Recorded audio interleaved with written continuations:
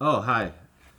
Hey, happy Monday evening. We're gonna do a little bit of economics and we get back to gold box conjecture proof, okay? Because we gotta get back, okay? Because yeah, I found something small. I thought about this gold box problem and I found something very small, so I wanted to share with you. Okay, so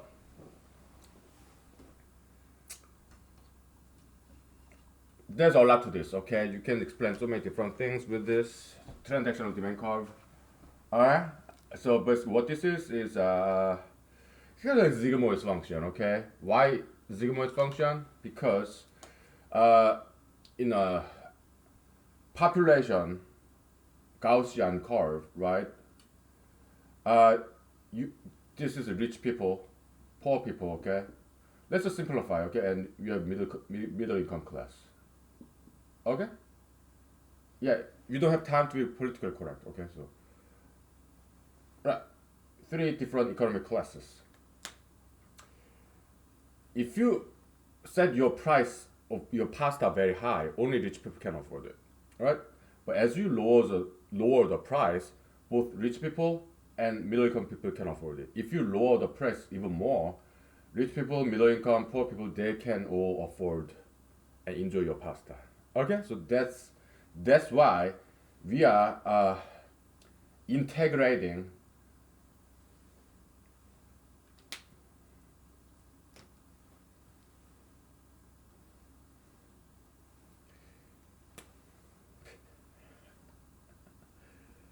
You number of people, okay, and you have number of money, okay. We have to hurry up, all right? So I'll go very quick. You gotta integrate from this price maximum price where only one person will buy at that price. Okay, that's price maximum. You are integrating up to price X and finding the area. Okay, that's why it has to be integration. And the Gauss curve, bell curve in our model is y is called 1 over x, or y is equal to 1 over 2 plus e to the x plus minus e to the x. You integrate that, it becomes Zygmunt's function. Okay? We got that bell curve function, which is not the same as Gaussian function. We got that bell curve by differentiating Zygmunt function. Now we are reversing it, integrating it. Okay? So, yeah. If you integrate this, it becomes like sigmoid, okay? S curve. Why? Because as you integrate this, the area, which is sigmoid of x, okay, area was very slowly increasing because back at the end, either end of bell curve is very slow increase, right? But as you get in the middle, the area increases very fast because it's in the middle of the bell curve. Okay, that's why you have maximum slope right here.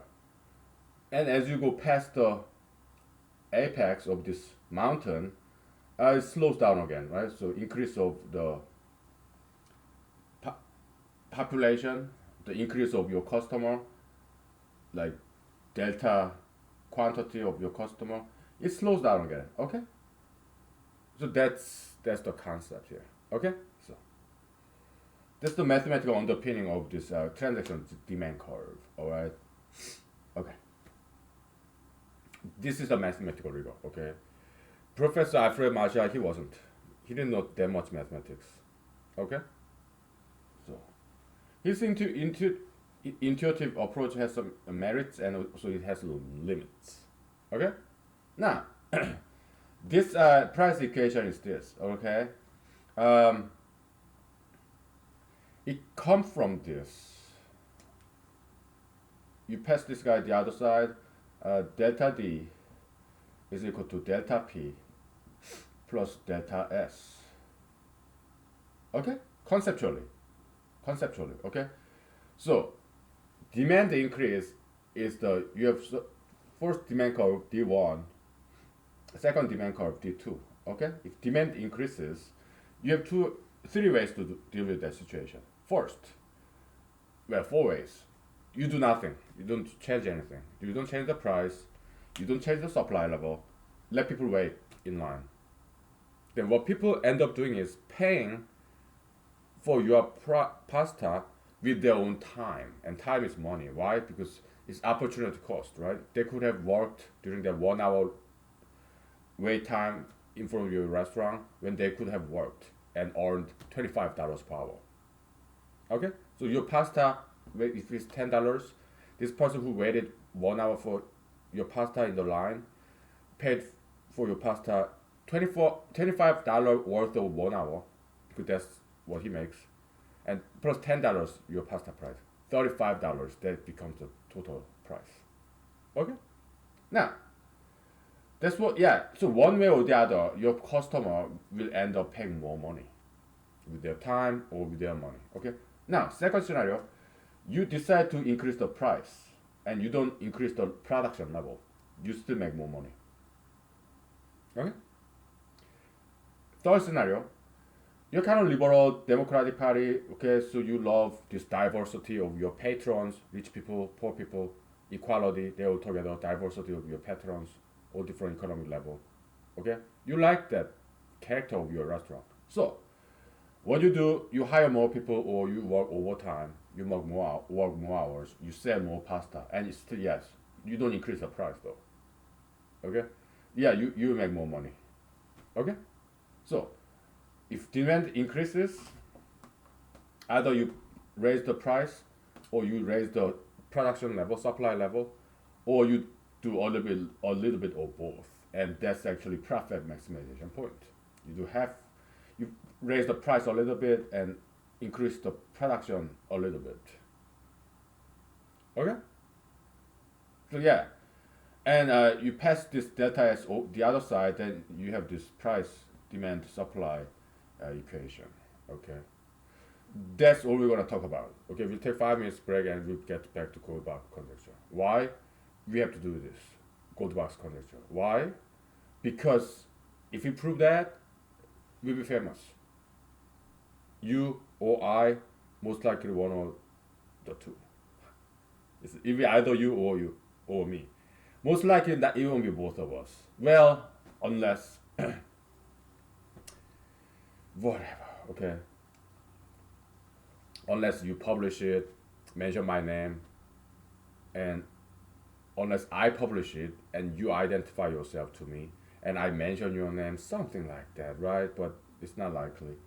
So, but when it comes to me personally, I can use some money, power, fame from proving Goldbach's conjecture. Okay, why?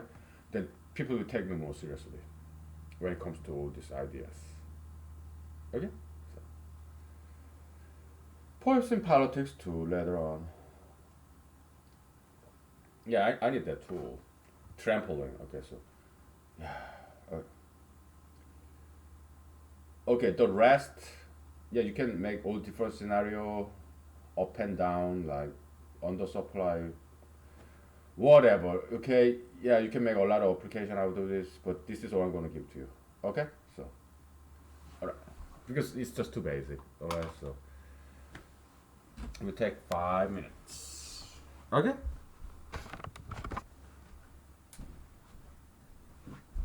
right.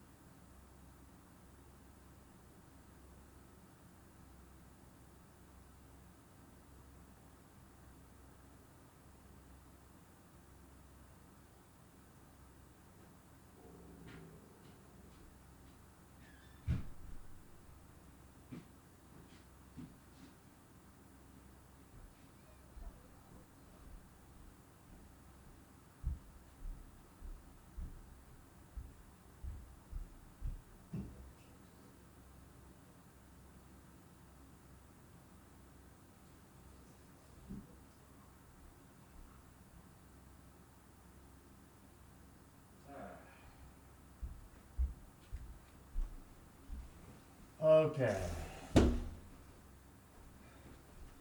By the way, the boiled eggs that I cooked yesterday, they went bad. So I have to put it away. I put in the kind of used plastic container with my leftover food, so that's why it went bad. But whatever. Yeah, there's one problem. Okay, there's problem. Okay, price unit is dollar and supply demand unit is natural number, positive integer, right? But we are kind of mixing the two units, right? It doesn't matter. You can scale it up, down, equalize the unit, okay? Yeah, so that's minor point, okay? It's more like a conceptual equation, but it works, okay? So, all right, let's move on.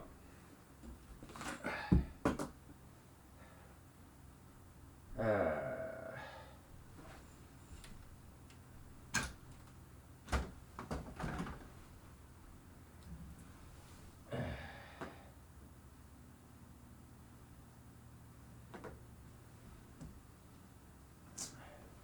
Sorry, I've been talking too fast, but we have to hurry up, right? Time is against us. Not really. We got time. It's just that we don't want to get bored with this. We have to prove Goldbach's conjecture before we lose interest, because otherwise we will have to move on. Because if this is not doesn't give us any more happiness, we're not gonna do it. Okay, so that's why we have to hurry up. Okay, now, okay, your main diagonal 4, 6, 8, 14, right? Of this cumulus matrix. Okay, to review, on top you have black letter, they are prime gaps. Diagonal, I mean vertical column, prime gaps. Okay. Now,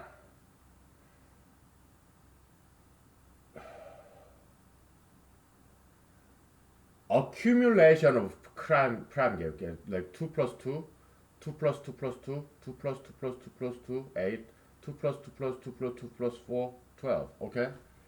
Uh, that corresponds to what? Prime number plus 1. Okay. I mean prime number minus 1. Look, you have 4, 6,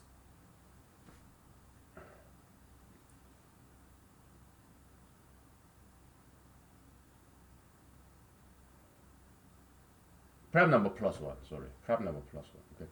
You have 4, 6, 8, 12, 14, right? Subtract 1 from them. 3, 5, 7, 11, 13, 17, 19, 23, 29, 31, 37. It's continuous coverage of prime numbers. Why is that the case? Because in our convention, the very first prime number is 1. Okay, so if you add 1 to the very first prime gap,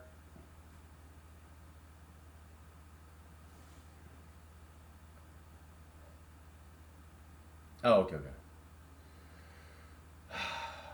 Let's step back a little.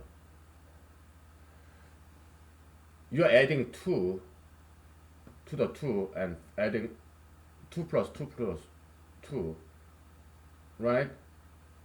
Instead of adding 1, okay?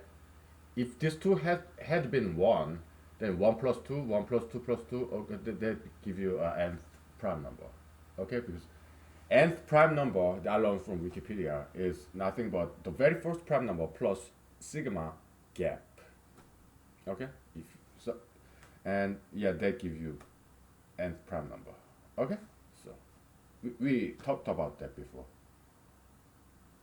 So you have main diagonal, and how about the first upper diagonal? Okay, the very first upper diagonal, 2, 4, 6, 10.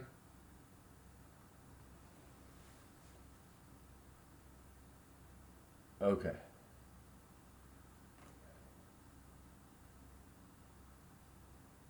How interesting. You have 2, 4, 6, 10, 12, 16, 18, okay? This time, if you add 1 to this, the first upper diagonal numbers, it becomes successive, continuous prime sequence as well. Like 3, 5, 7, 11, 13, 17, 19, 23, 29, blah, blah, blah. Okay? That's something I noticed. It is different from the first green column because in first green column, you need to subtract one in order to get the continuous coverage of prime sequence. But in the first upper diagonal, you have to add one, not subtract one like here. Okay, you have to add one, then you get continuous coverage of prime number sequence. It's just something I noticed.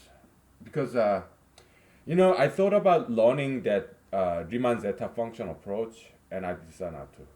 Because I found some web series in the YouTube, some kind and generous gentleman was explaining in like 2000 video series, and I was able to understand what he was saying, kinda. Okay, so I could have just studied that, but I decided not to. Why? Because that approach, Riemann zeta function approach, is a dead end. All right. I'm sure so many mathematicians, professional, amateur combined, they try to solve the gold box conjecture problem using the Riemann zeta function approach, right? Using complex number, polynomial, whatever they do, right? They couldn't prove it. It's a failed approach, so I'm not going to repeat their failure, right? I'll do my own thing. Okay. They failed. So what's the point of taking the same approach so that we fail again just like they did? I don't have time for that. This approach is we are making steady and slow progress, So we may as well get it one day. Okay, let me get some juice and Diet Coke.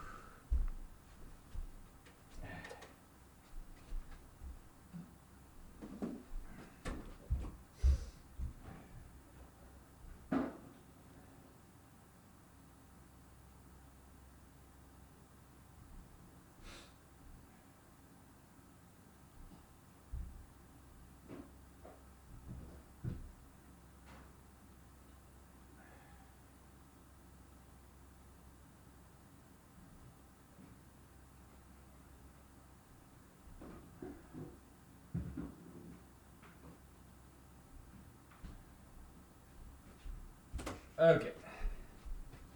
Yeah, I'm not ready to drink vodka yet, so Monday it's kind of detox day because over the weekend I tend to drink more than weekdays because I don't go out, So just stay home and drink.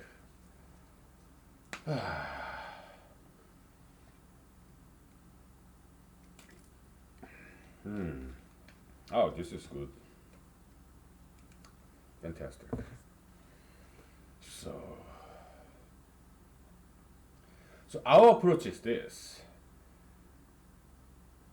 We enumerated prime gaps and add accumulation. You add to nth prime gap, you add first, and then on top of that, second prime gap, third prime gap, on top of that, fourth prime gap, okay?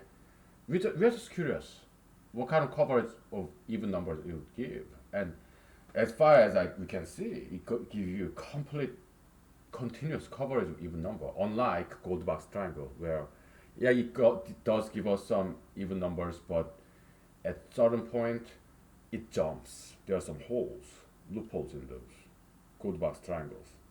And unlike gold box triangle, this cumulus matrix square give you complete coverage of even numbers up to the largest even number.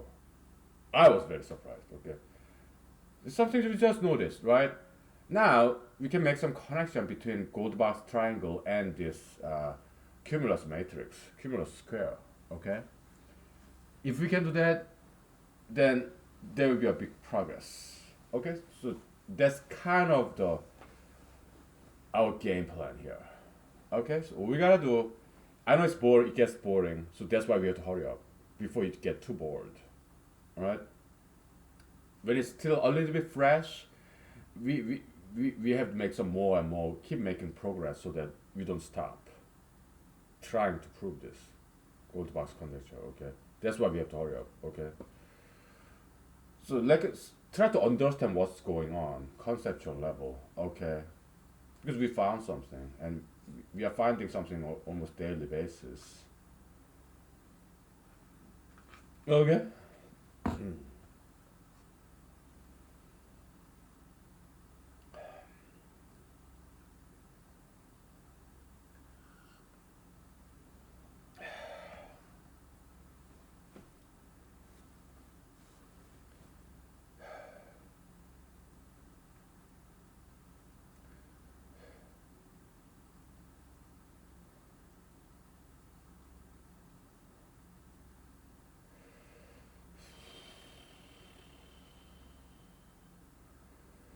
And the relationship between Goldilocks triangle, and let's say Goldilocks matrix and cumulus matrix is this. Okay, roughly speaking, the column in cumulus matrix correspond to some row in Goldilocks matrix. Okay, and it's very easy to prove that. Okay, but not always. I mean, yeah, but that's rough relationship. Okay, it's something I noticed too. Okay, now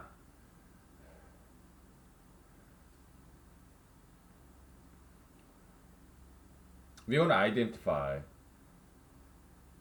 what are all these diagonals. Your main diagonal, upper diagonals, lower diagonals in this square matrix, infinite. And what are all these columns? What do they mean? And what are all these rows? What do they mean? We identified two things. First, the first upper diagonal is prime sequence plus 1. I mean, minus 1. And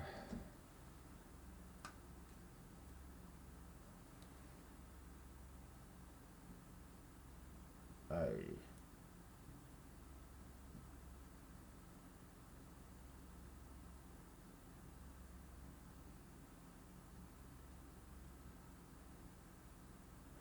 the first green column corresponds to prime number plus 1. First upper diagonal corresponds to prime number minus 1.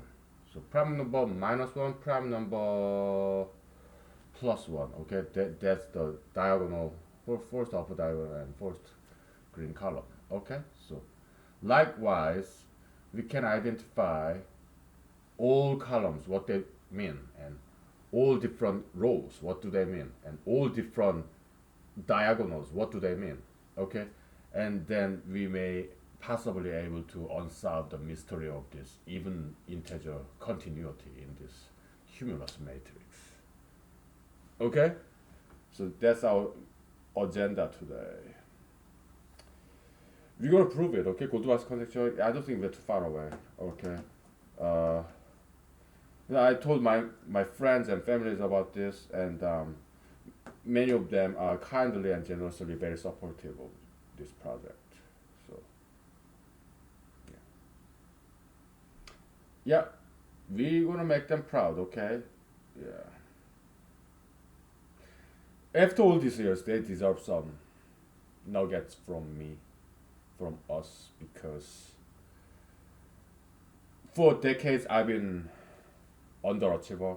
Okay, so it's time that I achieve something big and make my friends and families proud. Okay, they deserve that. Okay, 'cause they've been supporting me all these years, and yeah,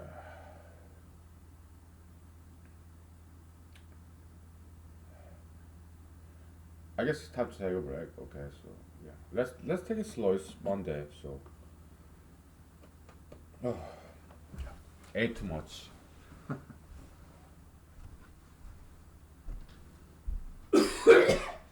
Yeah, I'm trying to digest too. Ate some leftover sandwich, you know. All right.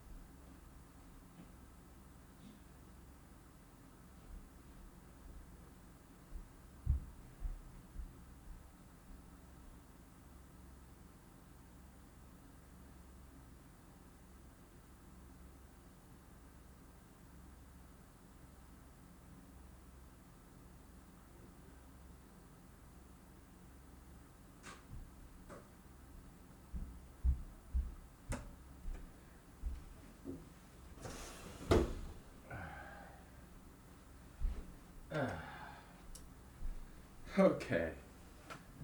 Oh boy.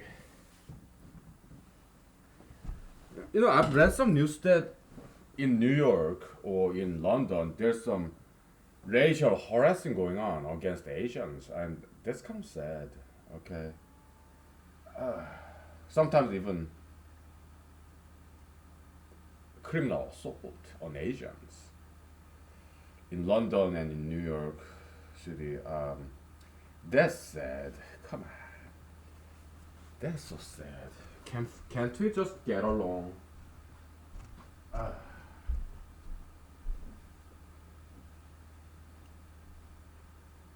I'm like, guys, come on.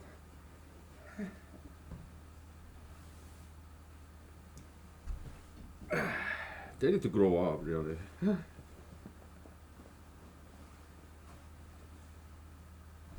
Yeah, I mean, in Alaska, even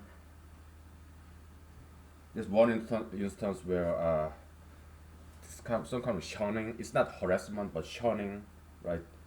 I've seen two people who keep like really extra distance from me. Okay, so, uh, but that's not too bad. Yeah, it did make me feel unpleasant, but that's fine.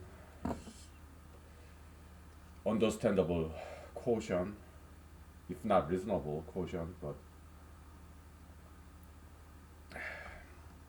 that's fine. Okay. I didn't say a word. Okay, so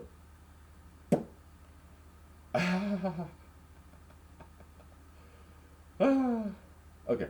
So why does this happen?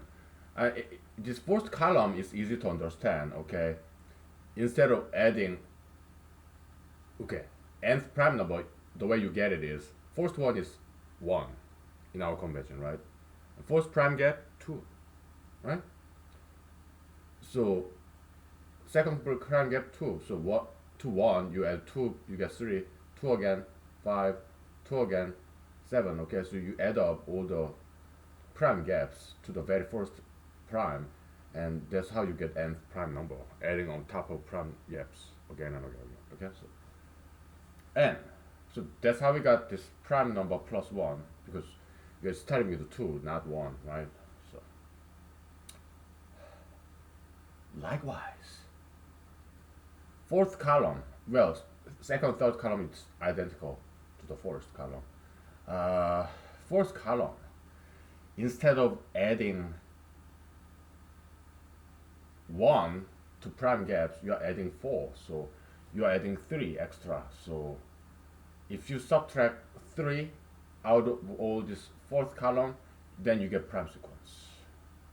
Okay, okay, okay. Oh boy.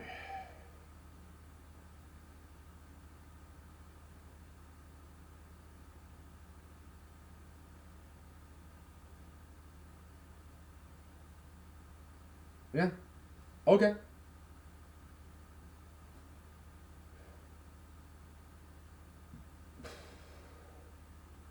Yeah, we're just trying to understand the behavior ins and outs of this cumulus matrix. That's what we're doing. Okay. So, because it seems to be important to understand. Just our gut feelings.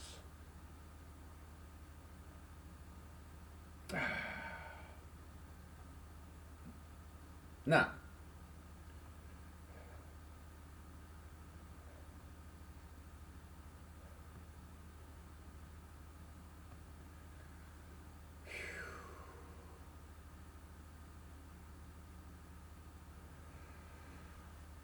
first upper diagonal, okay? The way it works is this.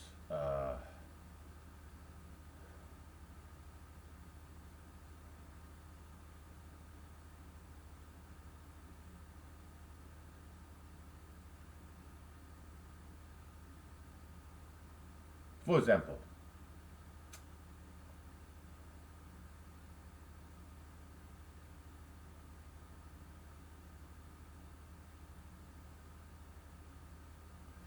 fourth column, all right, third row, you're adding fourth prime gap, second prime gap, third prime gap, fourth, second, third, and fourth prime gap, second, third, and fourth prime gaps to 0. Okay? Instead of adding to 1. That's why you have prime number minus 1. Okay? Yeah, that's why that's the case. I thought about it this morning, okay, before I went to work. Okay, I kind of woke up early, so yeah.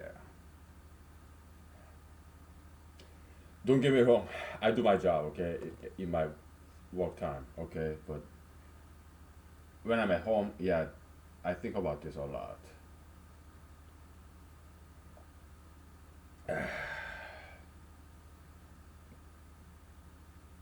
That's why I rather be an employee as opposed to employer because if I'm employee, limited liability, I just work from what 8 to 5 ish. Then I come home, all the time is mine, including the weekends. Okay, so that I can do something else. Uh,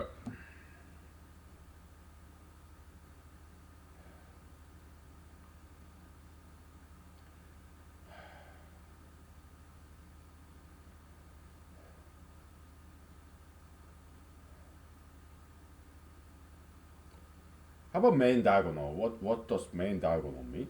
I mean, can we relate main diagonal to prime numbers somehow?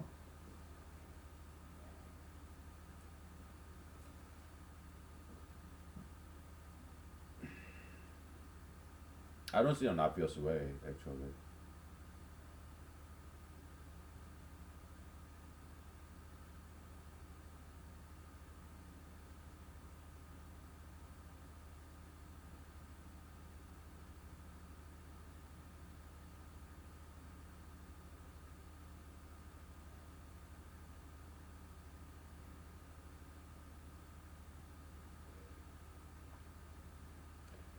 It's like add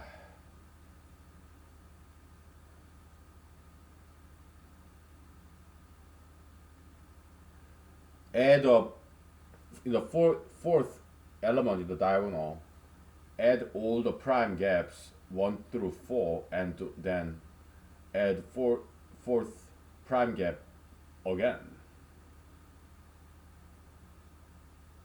Okay.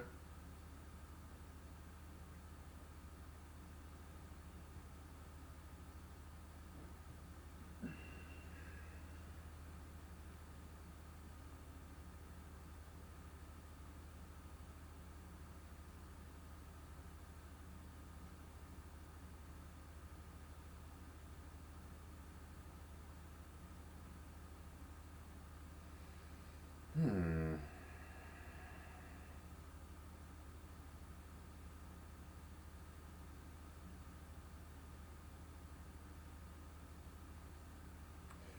Okay, we're gonna put this as a back burner project. Okay, so go to because it's a big project, big problem.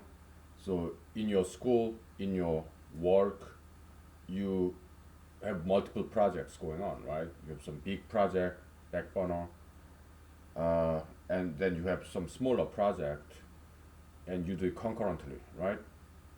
You don't always finish one project and go to the next project. No, no, you do multiple. You juggle the balls, right? That's how we're gonna approach this. Okay, so uh, because this is such a difficult problem, we're gonna take a break from this and get back to economics and talk more about the transaction demand curve. Why? To give our brain some break, some rest, some repose,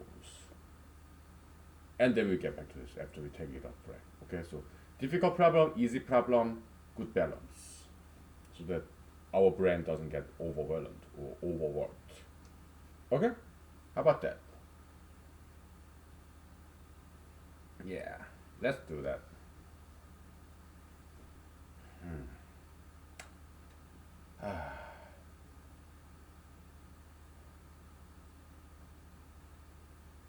Because we found something, right? So perhaps that's good enough progress for mundane Monday. So yeah.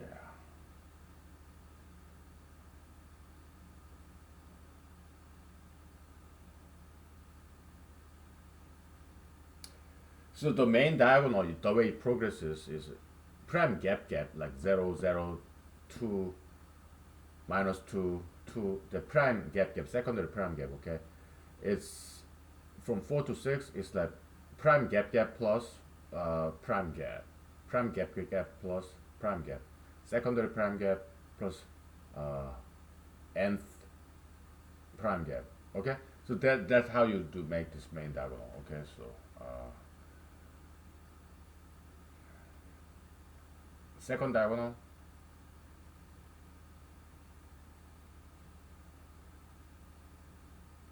Yeah, likewise. Prime secondary prime gap, then yeah, it just was the only thing that differs is the initial point, right? Okay, so secondary prime gap plus prime gap, secondary prime gap. Okay, okay, okay.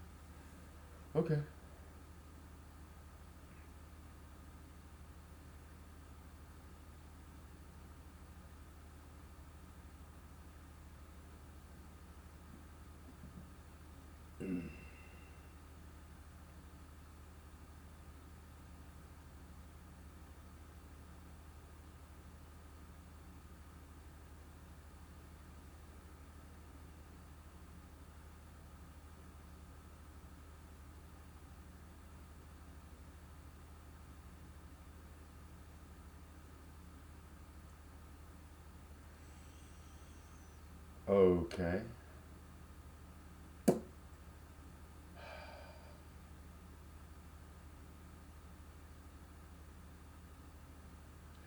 It seems to me the reason why,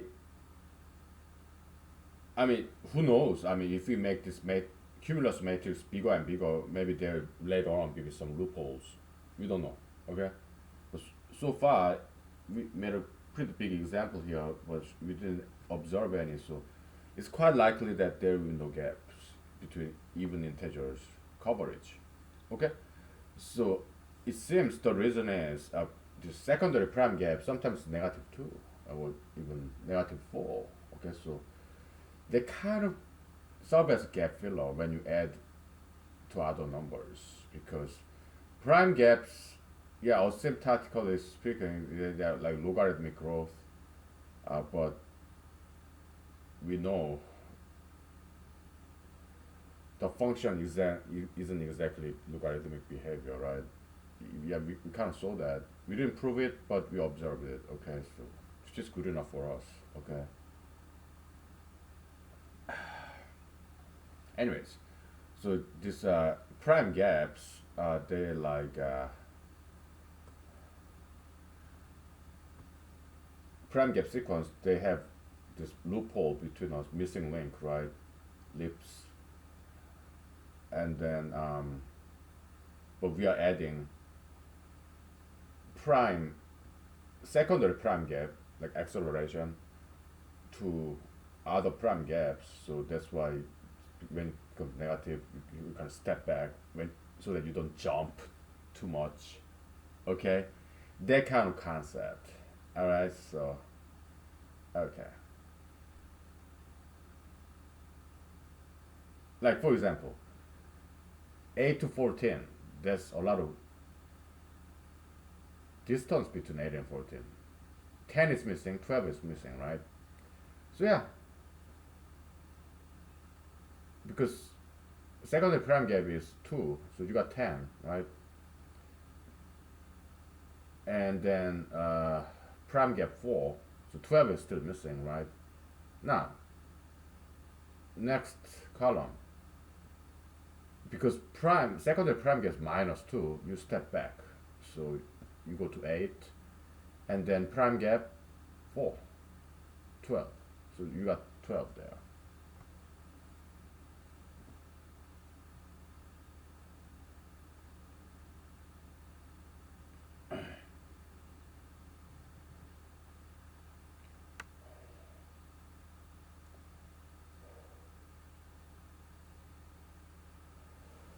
So how can we prove this nth square matrix always gives us complete coverage of even integers? And can we find that nth, the maximum integer within that nth square matrix?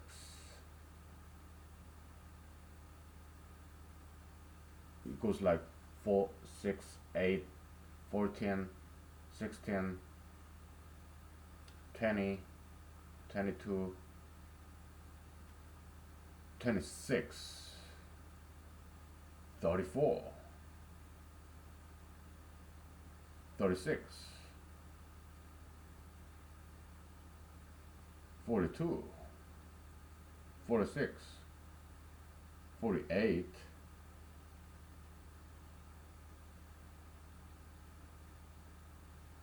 52, 58, 64, 66, 72, 76, 78. Yeah, it doesn't look very regular, okay, but it keeps on increasing and give us complete coverage. Can we prove that somehow?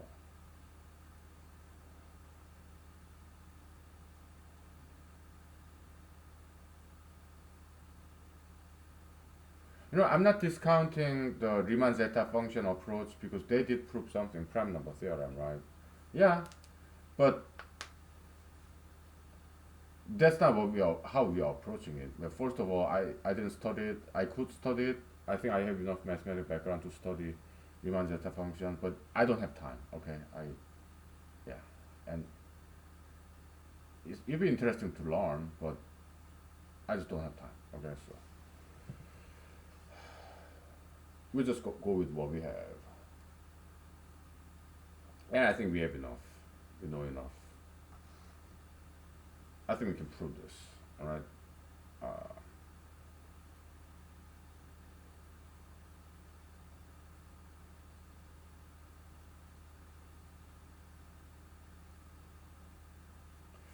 let's take 5 minutes break. Okay, so yeah, we are making good progress. Okay, so inch by inch.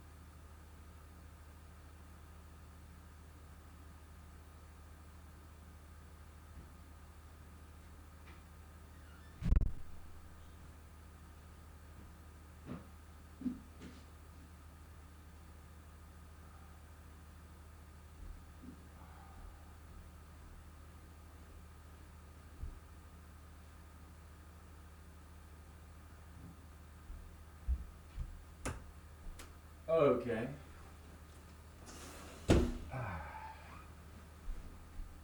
So how was your day?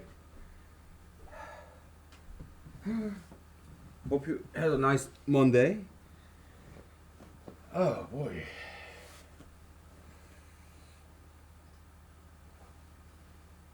We'll dance on the music last, okay? If we get, if we grow tired of this, if we grow tired of this, then we get back to economics, okay? To chill down our brain. Okay. Yeah, I think that's as far as we can go today. Okay, so nothing's coming to my mind anymore regarding this. So we deal with the easy stuff, okay? Oh. We have some fun with transactional demand curve, okay? Nice and relaxing, really. Trust me. This is super duper easy, very intuitive, okay, and humongous application. You know, it's easier, but actually it's by far more important than Goldbach's conjecture problem, if you think about it, okay? Okay, so we got this equation, okay? Yeah, conceptual equation is two different units, all in one equation, so it's a little bit icky there, but that's fine, okay? Why? Units, don't worry about units. Why? They're scalable, okay? How many, what kind of money unit do you use? You use dollar, pound, sterling, mark, what's the French unit? Your euro, but back in the days they used different unit, right? Franc, I guess. Whatever, right? Yeah, in Mexico, yeah, you use peso, something like that, right? Japan yen, Korean won, Chinese yuan, I guess. Yeah, it's a unit of money. It doesn't really matter, okay? Yeah, you can just scale it, compact it, elongate it. It's unit difference. Yeah, it doesn't matter. What matters is concept. Okay? Yeah. Unit between units, you can convert it always. Okay, so okay. Um,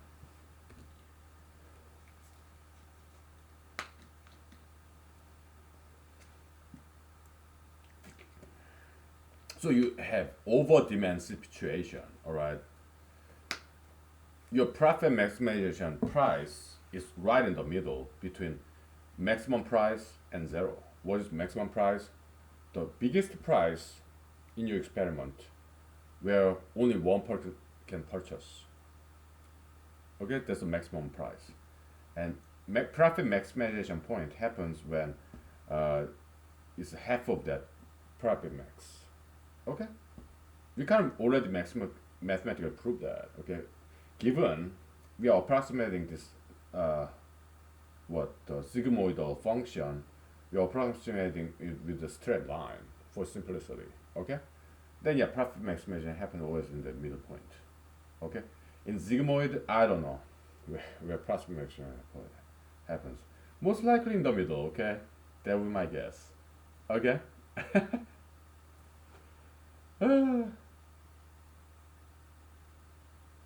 Okay. So actually, the y-axis. I'm sorry. I so you have people who make no money whatsoever, right?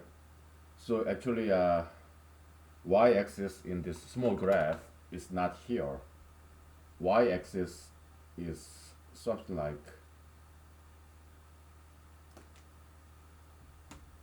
here.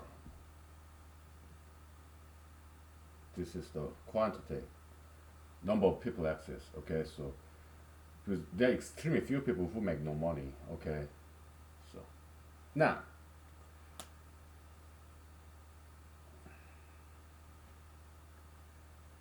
this is happy scenario where So you have this profit maximizing price. Okay, let's give it some name, P max and P. Let's use optimal. Okay, optimal price, profit maximization price. Okay, and then words of mouth, this increased demand because your pasta is so good. The rumor news positively speaking, yeah, it spreads, so more people come to your restaurant, right? Yeah,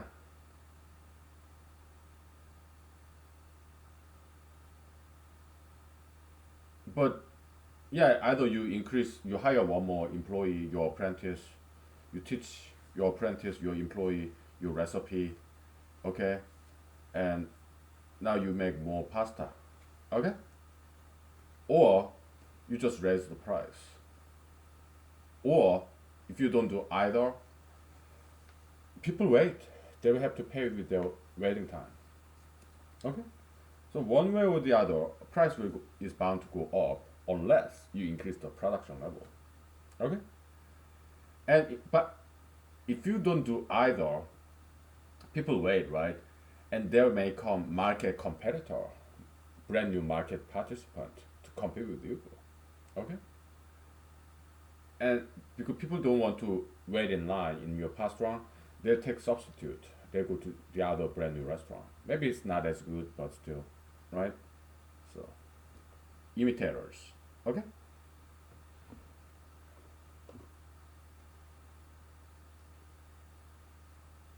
Maybe you don't care. Why? Maybe you are not interested in making more money. Not everybody does.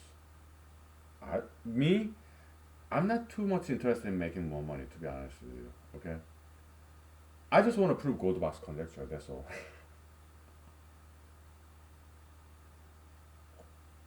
If I get to pay my bills, that's it. Okay. I don't really need that much money. Money is not in my ambition list. All right. Okay.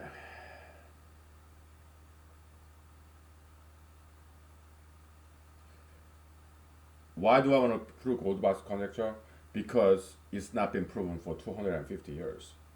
If I prove it, what does that mean? I'm better than all those thousands of professional mathematicians combined who ever worked in that problem.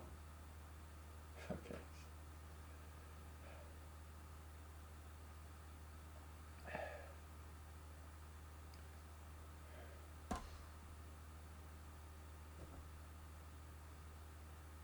Anyways,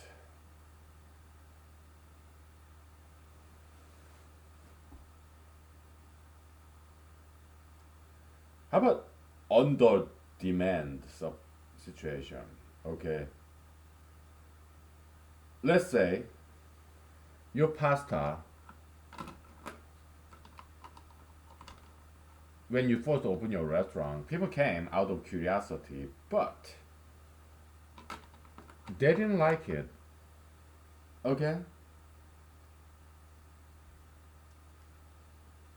let's say this is initial curve. Now the demand go down. Okay, two choices. So you used to be here, right?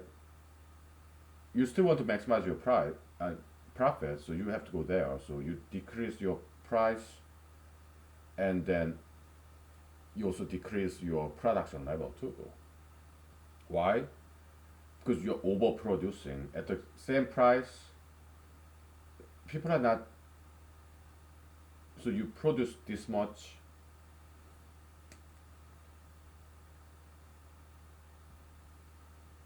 And price was here, right? At this price, only these people come. This much people. Okay. And what do you do with this overproduction? You made 10 pasta, only 8 people is willing to purchase at this price. So two pasta, are you gonna just dump it to the dumpster or feed your cat, donate to homeless people, or economic waste, right? So I'm not saying donate to charity is economic waste. What I'm saying is you're losing money. That's what I'm saying. Okay, so and you are a businessman. You don't want to lose money, right? So, but if you decrease the price alone without uh, reducing the price level, I mean, if you decrease the price without reducing the production level, yeah, you can still sell it all, but that's not the profit maximization point. In order to still profit maximize, yeah, you make be making less profit, okay, but in within this second demand curve, uh, in order to still maximize your price given your decreased popularity, yeah, you better decrease the price and decrease the production level at the same time. Okay, that's the best you can do given in this decreased popularity. Okay, or you can adopt some other business strategy like maybe you invent some better way of cooking your pasta. It's healthy, but at the same time you want to make it flavorful, so you put some more spice and you experiment during your spare time, so that your pasta is not only healthy but very delicious. Okay, all right. Then you can come back up. Okay. Okay. What else is there? Uh, we'll just look. We've been doing this analytic geometry, right? Vector summation, horizontal, vertical, diagonal movement. It's like vector summation, right? And but we'll just look at this equation we have without thinking geometry. Just this equation.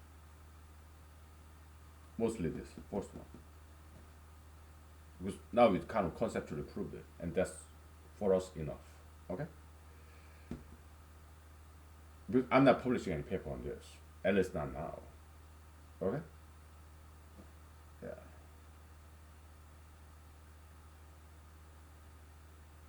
It's funny because Goldbach's conjecture is in the whole wide world. Goldbach's conjecture compared to supply demand curve, Marshallian supply demand curve.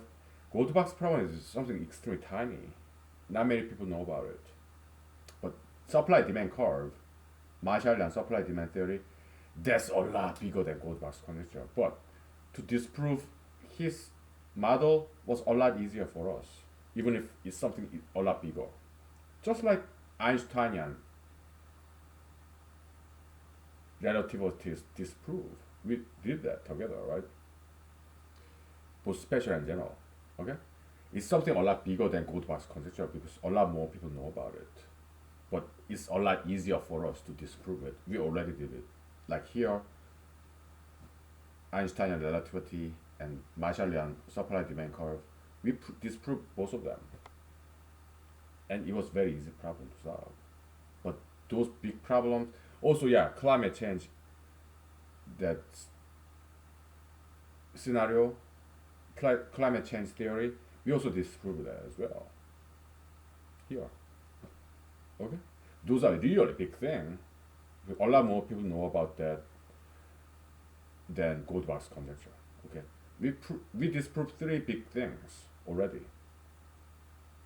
because they are easy problems compared to this very small Goldbach's conjecture. How interesting. Very ironic, right?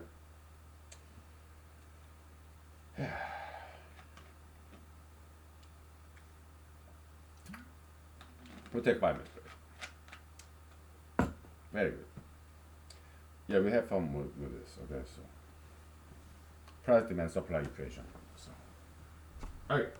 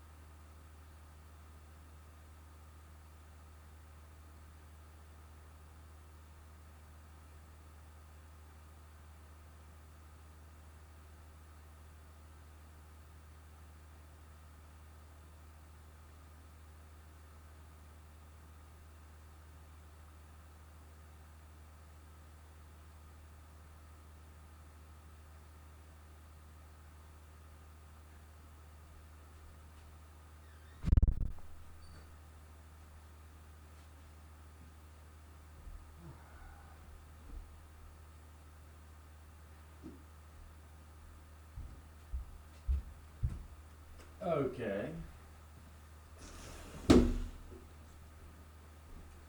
Uh,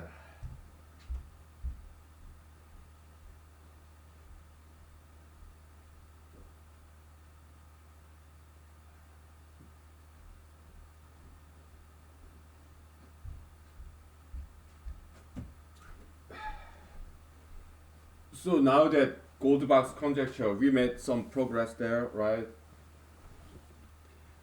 A little bit more understanding about that cumulus matrix, which is related to Goldbach's quasi-transpositional, okay, Goldbach's matrix, okay, so, uh, and more than that, uh, I have to sleep on it, okay, so,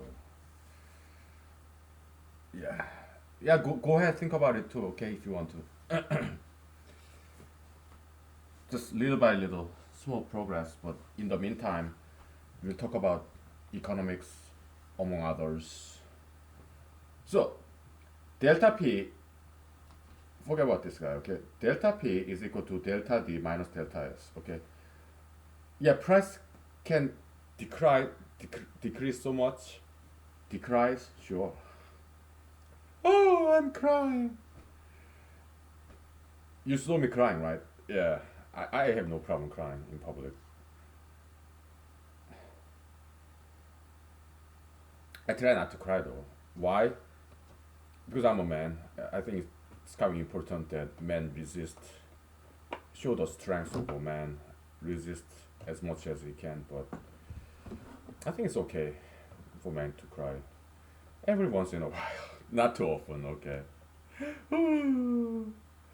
but price can decrease so much it can become negative.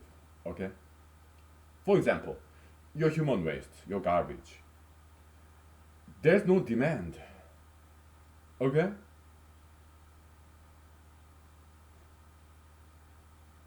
okay, we can get rid of delta. Okay, how about that? Let's just simplify. Okay, now how does price can go negative? Your human waste, your garbage.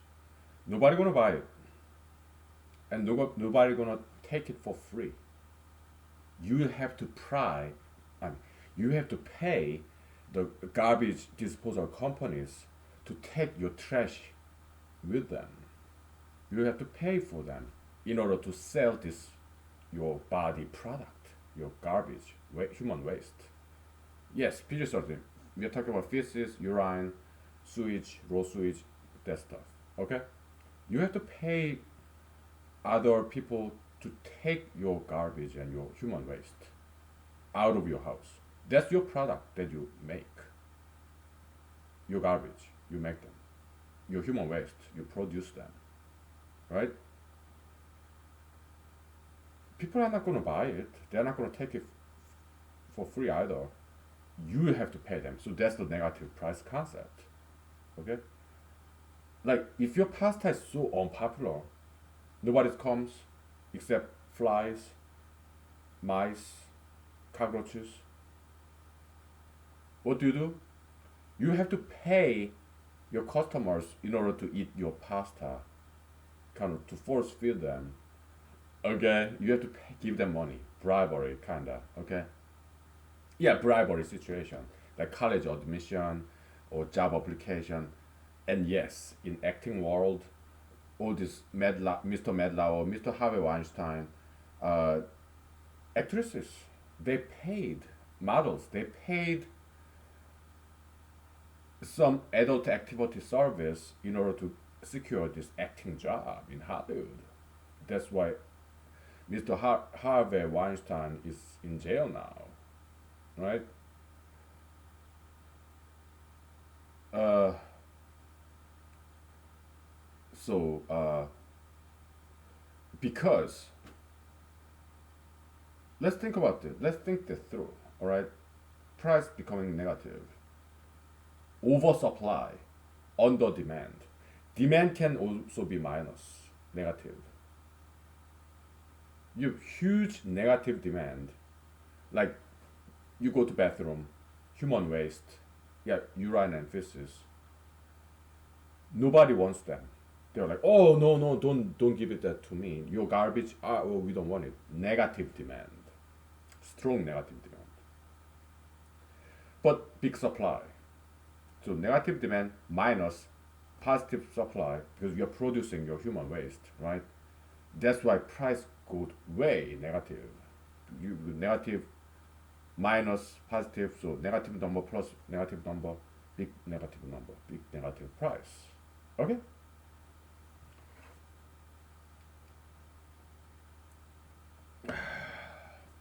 Okay.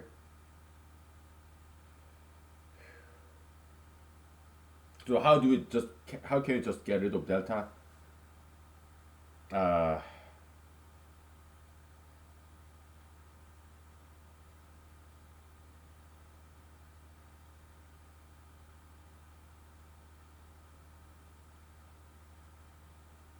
I don't know.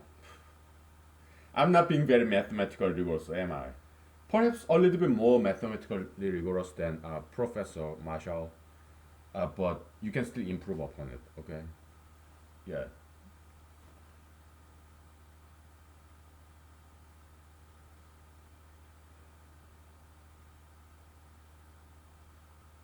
How do you get rid of delta like that?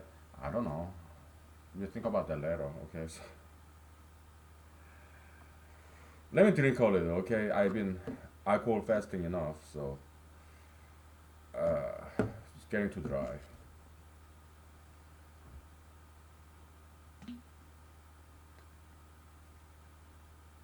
So, acting world, Hollywood, right?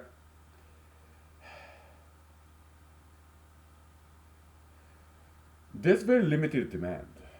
It's not just acting. You're talking about modeling, entertainment business, or sports. Like you have NBA, basketball, mixed martial art, football, acting, music, recording artists, instrumentalists. Very limited demand. Why it get because it get broadcast. It get broadcasted. You make one movie in Hollywood, distributed everywhere, internationally. Okay, and so many people want to get into acting business, show business, music business, sports business. Why? Because it's not like other jobs. It's fun to act, fun to play basketball, fun to play guitar. It's fun to sing a song, and it's fun to be famous. It's fun to be rich. That's why so many people they're oversupply situation, but very limited demand. There is demand, but very limited. Because it get broadcast in what the sports channel like what ESPN and Hollywood movie television channel. Very limited demand because it gets broadcast. You make one movie in one place, Hollywood, everybody get to see it. Okay? Limited demand, a lot of supply. So many people want to do it. Why? Because those jobs, they're fun thing to do. Movie set, cameraman, wardrobe, and you're playing basketball in front of international audience. You're like basketball star, you're movie star. Oh, glamorous. Everybody wants that. Everybody wants it. A lot of supply, limited demand, so that's why price become negative. You have to pay huge steep price to get into that business. Sometimes, yes, casting couch needs to have a Weinstein, right? Those actresses, famous ones, they paid by going to Mr. Harvey Weinstein's hotel room alone, and they knew what he would do. Why? They heard the rumors, but they still did it because they wanted it so bad. They wanted so bad to become a big movie star or some producer job, whatever, high-paying job in Hollywood. Okay, so they had to pay for it. Okay,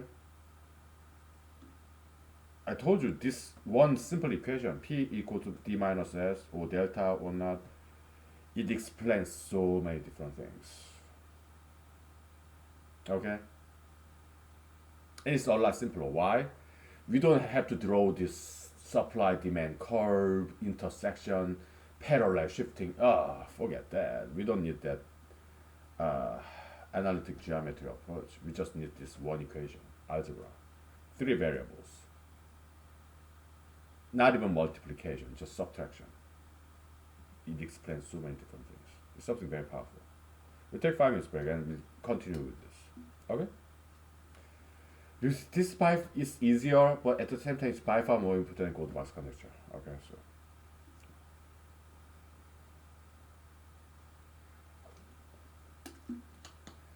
because it's something very universal, right? It explains so many different things. Any exchange, any market. We'll talk about more about this. It almost explains everything that happens in the human world. It's that powerful. Okay, so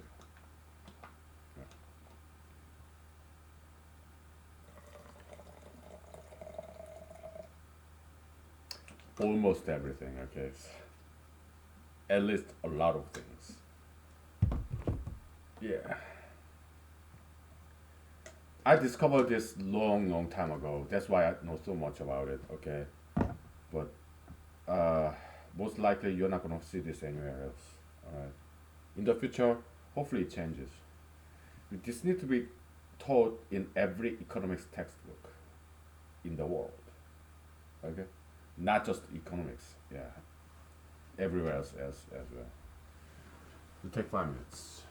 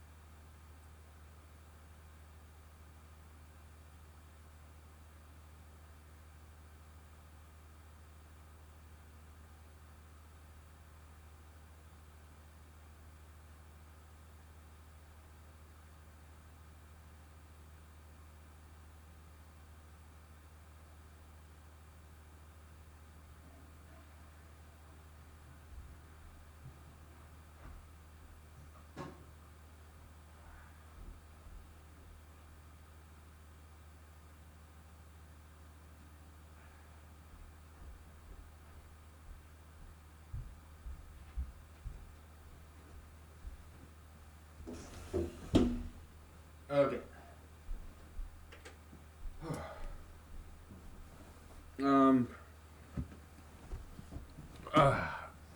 As okay. After we're done with talking I mean economics, we talk about humanology. Okay, ismology, ideology, ideologology. Okay, study of ideologies. Okay, so because I was watching this movie Matrix, and there's some analogy we can exploit there. Okay, so take advantage of them. Okay, so exploit. Yeah, that's not a very gentle word. So okay, so price, demand, supply. Okay, I kind of thought about this. How to go from here to there? How to get rid of this delta?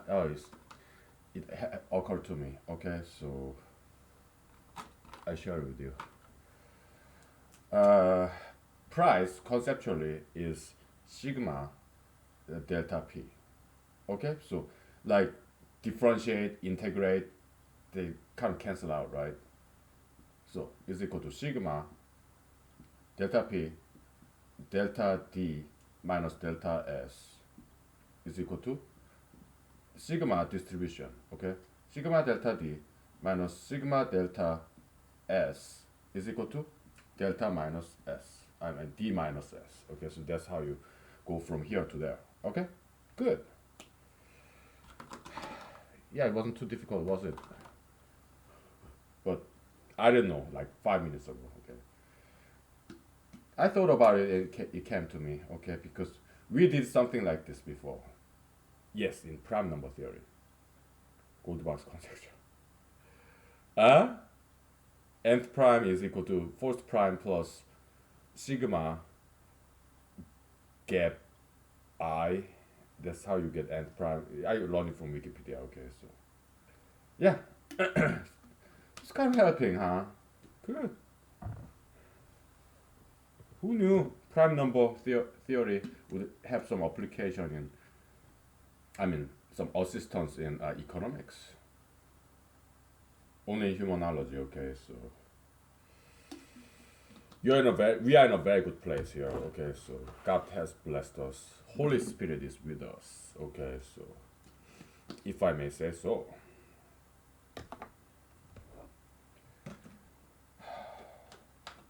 So what other application does this have?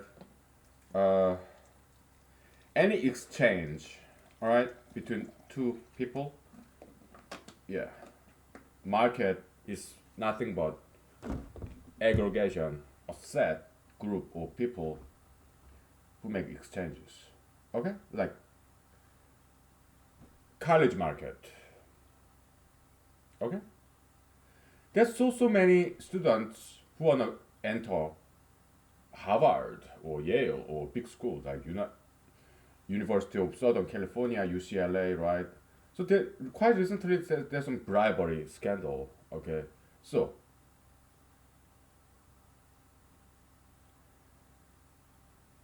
when it comes to university, okay, demand is limited. University can only take certain number of students enrollment because it has brick buildings.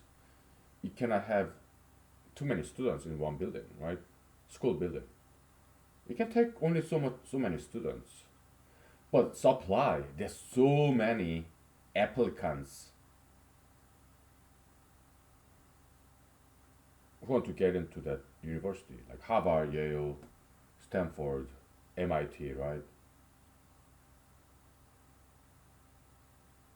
So, limited demand, huge supply, the price goes negative. Meaning, so then what's the product? Who's the seller? Who's the purchaser? Who's the buyer? Let me turn off the heater. I'm being overheated.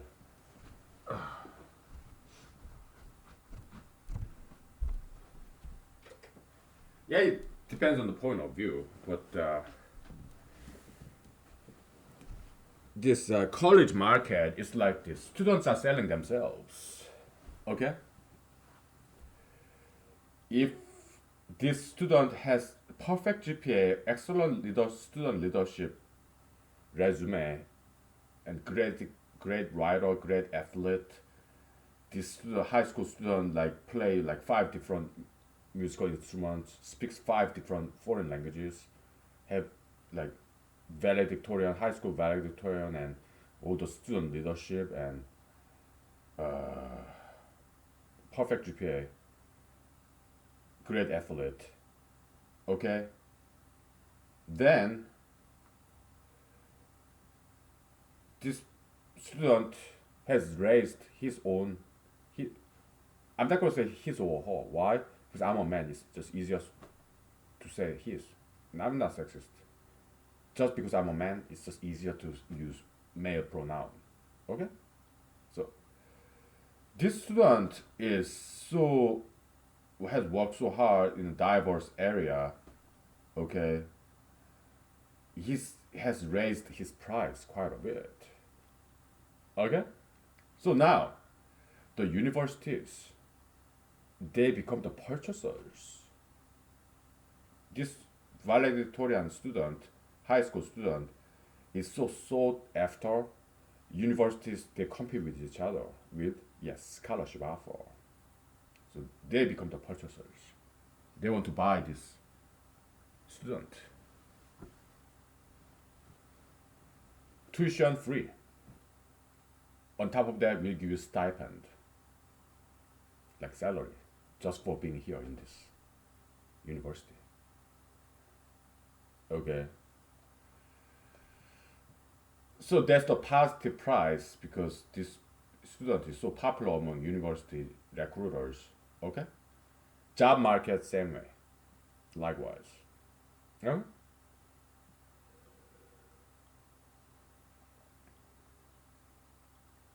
Otherwise, price go negative. This high school student, GPA kind of mediocre. Okay. Athletics not much. Foreign language maybe one foreign language kind of basic level and no musical instrument and but he has very rich parents. Okay, in this case purchaser the student is the purchaser. Student want this Ivy League title. That's the product he wants to purchase. Okay, so who is the buyer, who is the seller? Well, seller is the one who's desperate. Buyer is the one who is kind of standoffish, the party with upper hand. Okay, seller is more desperate ones, right? So like the student with mediocre GPA. So Ivy Leagues, Stanford, MIT, Duke University, they don't want him. Okay. So but the student want that title, Harvard title, okay, or whatever other school, okay, who takes bribery, who take bribes. So yeah, that, but he has very rich parents, so but it's illegal. So because the currency in this university market is studying athletics, musical instrument, foreign language. Okay, money is not the currency in this market. Okay, so it kind of violates the rule, kind of internal rule. Okay, rule of currency. Okay, in university market, it's about studying, exercising, sports, foreign language, leadership skill, that kind of stuff. Okay, writing skill, science, mathematics, literature, whatever, right? Yeah, money is not the currency, at least not directly. Yeah, I mean, if you send your child to like boarding school, yeah, it may make some difference, which is expensive. Okay, because they are not public school. Parents have to pay for the tuition, boarding school, right? Yeah, And your child may get better education there. Perhaps it has smaller class. Okay? Mm. And more highly paid teachers. Okay? Yeah. Many of whom may have been to top universities themselves. Okay? Yeah, and also private tutoring. Yeah, that may make some difference, which takes money for parents to give extra education for their children. Okay, so money does play a role, but the currency, legitimate currency in circulation in this university market is the students' effort studying or sports, that learning capacity, effort. Okay, so that's the currency. Okay, so, yeah, high GPA, high SAT score, high whatever, ACT, whatever, advanced placement, AP. Okay, all right. What else? Oh, it's time to take a break. You know, my vocal, I need vocal rest every 10 minutes, 15 minutes, okay? Otherwise, I lose my voice. All right, so.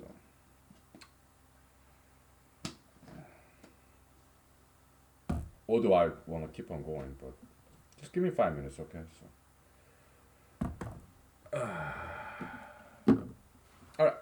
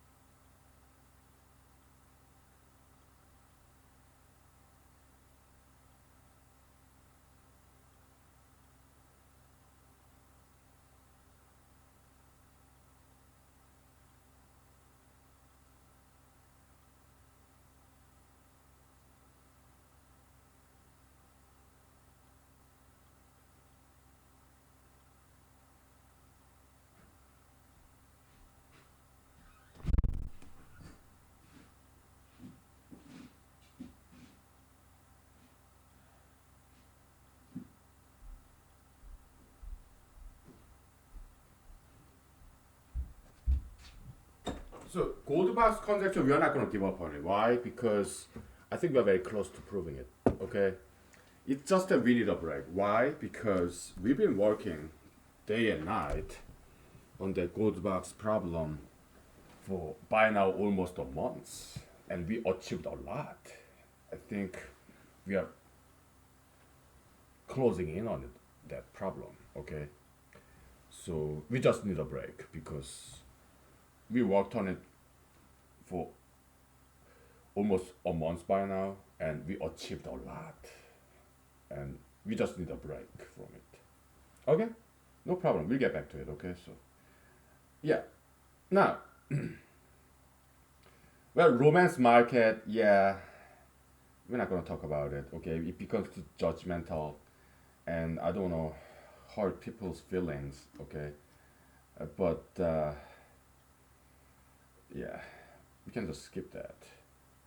Now what? We'll talk about humanology. Okay, so uh, ismology. I watched this movie last night, The Matrix, and yeah, it was very well made movie. Okay, and the actress very attractive. She's brunette, blue-eyed, white-skinned, Caucasian lady, very attractive. Yeah, yeah, very stark contrast: white skin and black hair, blue eyes, red lips. Yeah, that's very beautiful. Okay. All I'm saying is, let's appreciate white people too. Okay. Yeah, appreciation of different races is a beautiful thing. Okay. Yeah. So nothing like that.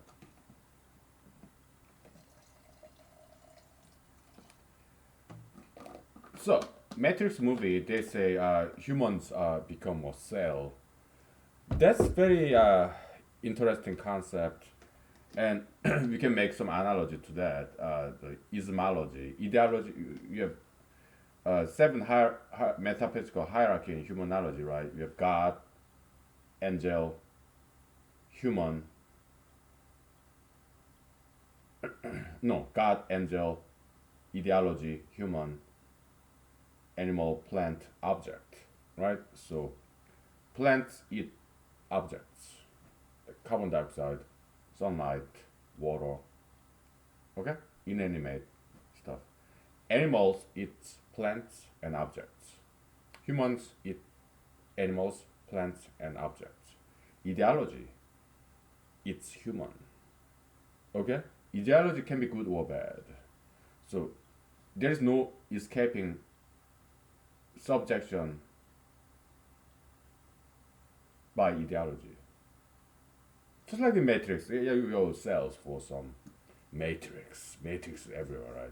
Yeah, in the analogy to that, yeah, ideology is everywhere, and also it eats people. Okay, uh, we work for some ideologies. Here, who do I work for? Goldbach's conjecture ism, humanology ism, economics ism, mathematics ism. Okay, they're eating me up, eating my time, but not much money though. Okay, so if you're gonna be serving, working for some ideology, you better pick a good one. Okay, that's what I have to say. Because not every ideology is sound. Okay, there's some bad ideologies.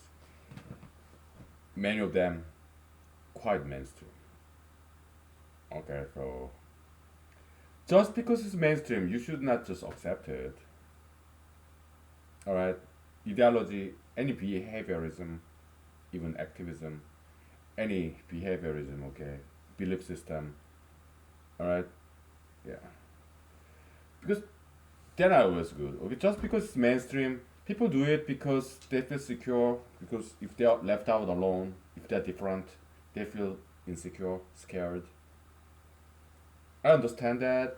Most people are like that, but some of us are not. Some of us rather be alone. Okay, some of us rather be minorities, and I'm one of them. Okay, so I like being minority. I like being controversial. All right, so we are kind of like predatory type, right? Not in a criminal way, no, but like in the bear, one grizzly bear going after herd of bisons, each of which is bigger than the grizzly. Okay, but they run away. Okay, I saw the documentary. Okay, grizzly chasing bison, herd of bison, like 2 dozen bisons. They will run away, right? They don't fight back.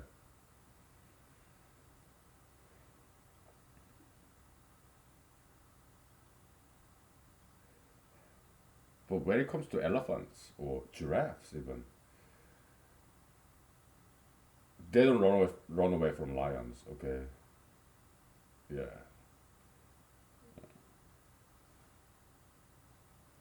Elephants, they are hunting animals, right? But they do not run away from lions.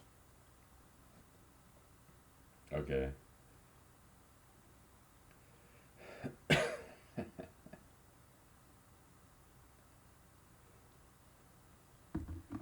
maybe baby elephants.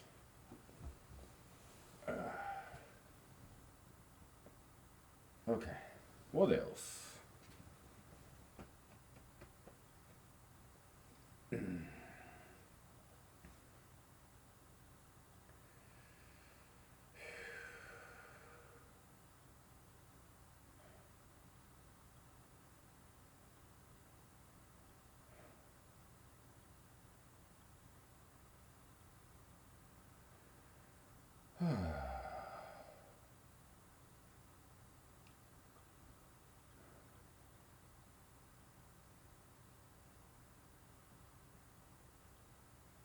Yeah, go to box country. I need a break from that. You know what? Let's look at some of the books that I bought. All right,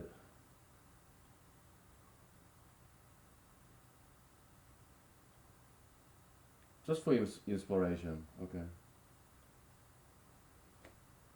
I want to take a look at the physical chemistry book. Okay, because I audited one book, one class when I was in Cornell. I was thoroughly impressed. Physical chemistry because they use like trigonometry, this all these identities like sine and cosine and beyond my wildest imagination. Physical chemistry, you use trigonometric identities like sine alpha plus beta is equal to like I don't know like sine alpha cosine beta cosine alpha sine beta. Don't quote me on that. Something like that. Okay, they were actually using it in physical chemistry. Wow. By auditing, I mean I attended the classes, but I didn't do any homework. I didn't take any exam. Okay, so attendance only. Okay. Yeah.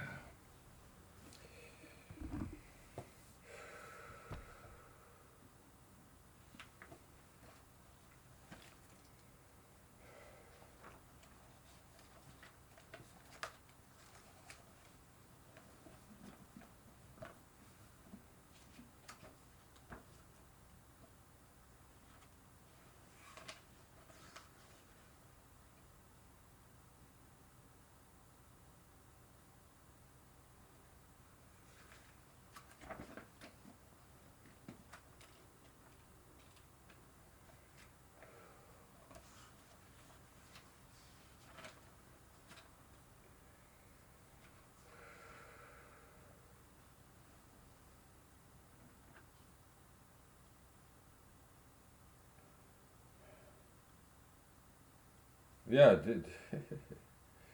they use serious mathematics here. I see some cosine.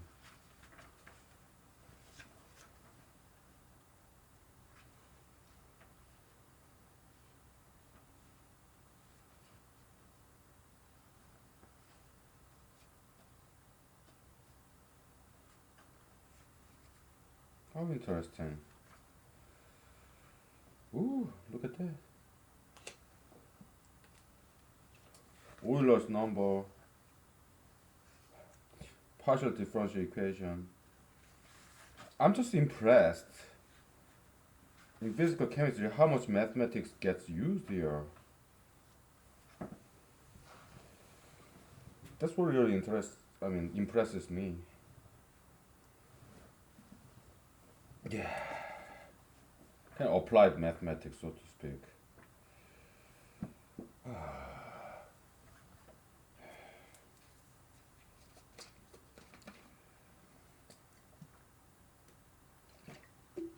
This is flavored water, by the way, with watermelon, and I love this. It's so good.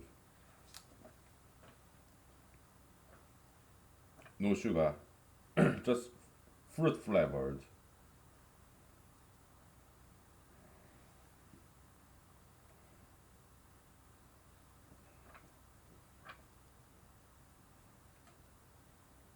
Wow, what a fascinating field, physical chemistry. But I would not want to major it because too much mathematics. Like, I like mathematics, but I don't want to be forced to learn mathematics. Okay, I want to do it on my own time. You know.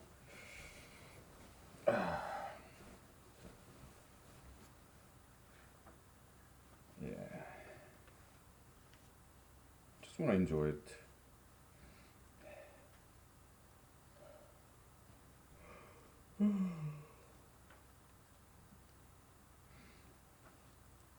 Mm.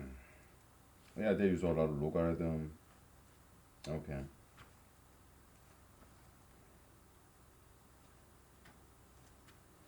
Just flipping pages.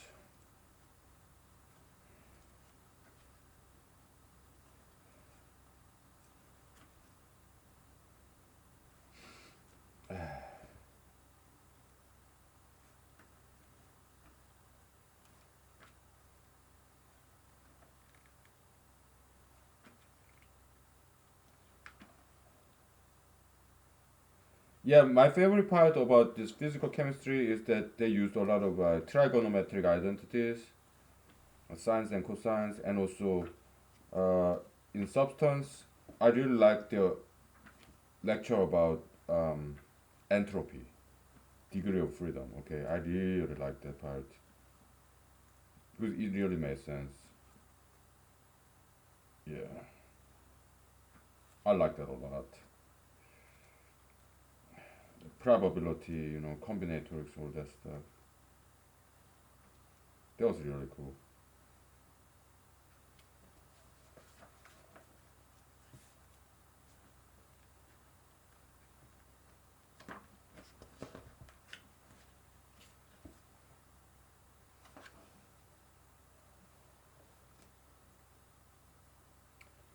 Well, that's the book. That's the book.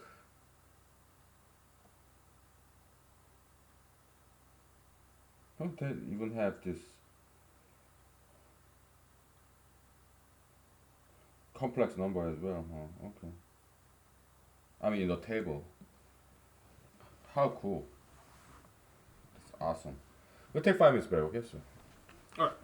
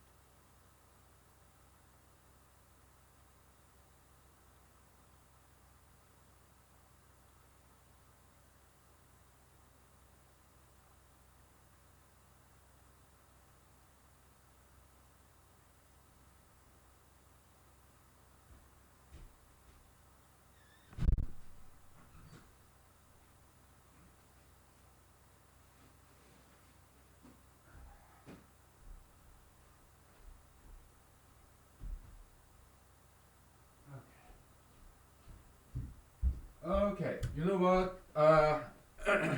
Let's erase this because we are done talking about it. Uh, let's do yeah, mathematics, but it's something very exotic. Gary Cantor, Mr. Herr Gary Cantor's diagonalization, diagonal method. Okay, because in this Goldilocks problem, we are kind of doing something with diagonal of this uh, cumulus matrix, right?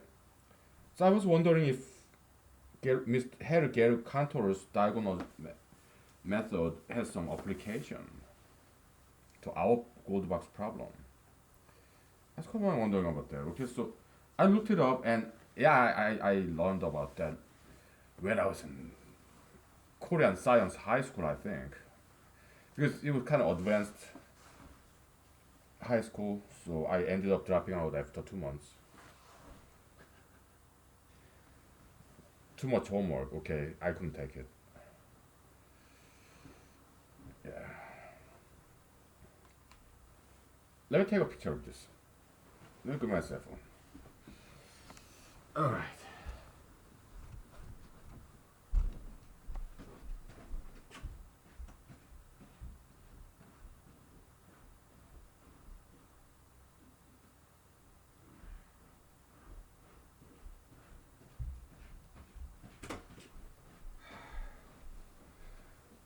Okay.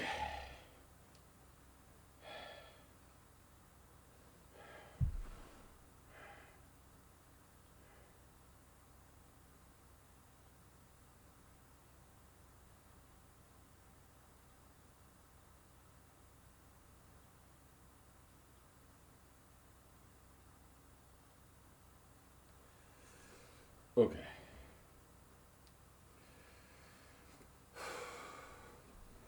So Goldbach's conjecture proof is important because if we prove it, we get some serious attention, okay, and then we can take advantage of that power to advance our agenda. All right, so yeah, that's on a personal level, that's kind of important to me. Okay, it's because so that people take us more seriously. Okay, so yeah, it's kind of political move. Okay, yeah. Now, diagonalization method.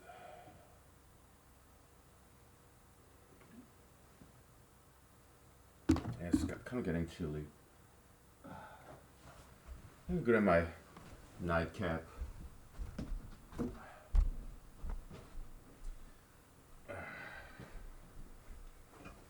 Okay. Pointing rod. Alright. It's something very easy, okay? It's nothing difficult, but it's very ingenious, smart. Mr. Gary Cantor, I don't think he is the only one who deserves all the credit for set theory. He did contribute to it, but there are other people, okay, involved in development of set theory as well. Okay, so okay, but he's just major contributor to set theory. Okay, so it's not all about him. Okay, so okay, so let's say you have binary number. Okay, it's an infinite vector. All right, because it's ordered set. So it's not exactly set. Okay, so yeah, kinda well ordered set, whatever, right? So it's like a binary number, okay? Enumeration is it's also infinite, okay? So b zero, zero zero zero zero dot dot dot dot dot, okay? B one. This I read Wikipedia article about it, but this is better way to enumerate binary numbers. Okay, so I modified it a little bit. Okay, using the systematic enumeration method that we are very good at. Okay, so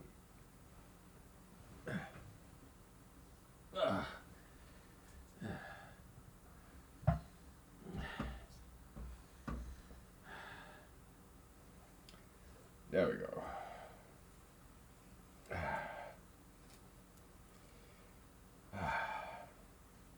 Okay, it's binary number in reverse. Instead of incrementing from right to left, we are incrementing from left to right. Okay, it's binary number in reverse.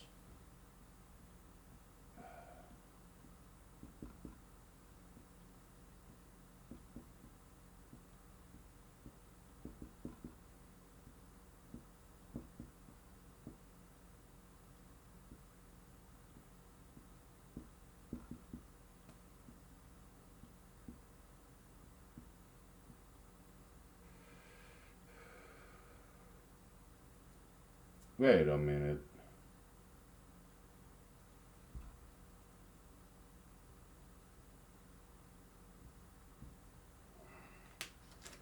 See what I'm saying? Are you following this? Binary number in reverse. Okay, so instead looking at right to left, you're looking from left to right. Okay, so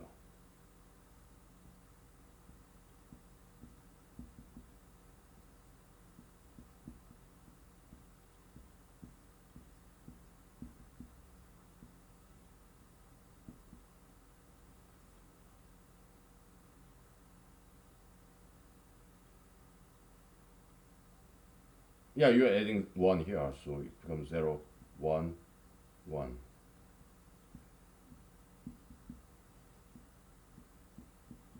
You're adding one to the far left. Okay, so that's how you increment it. So it's binary number in reverse. All right.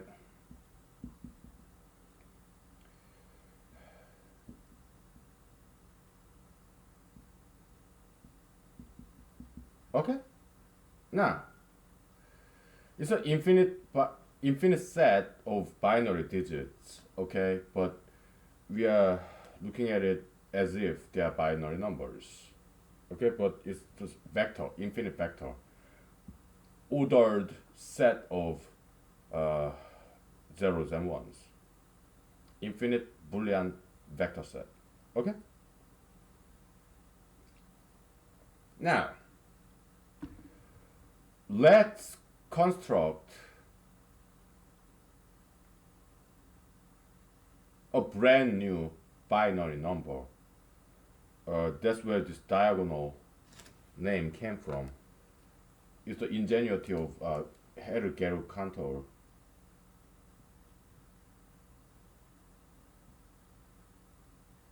Okay.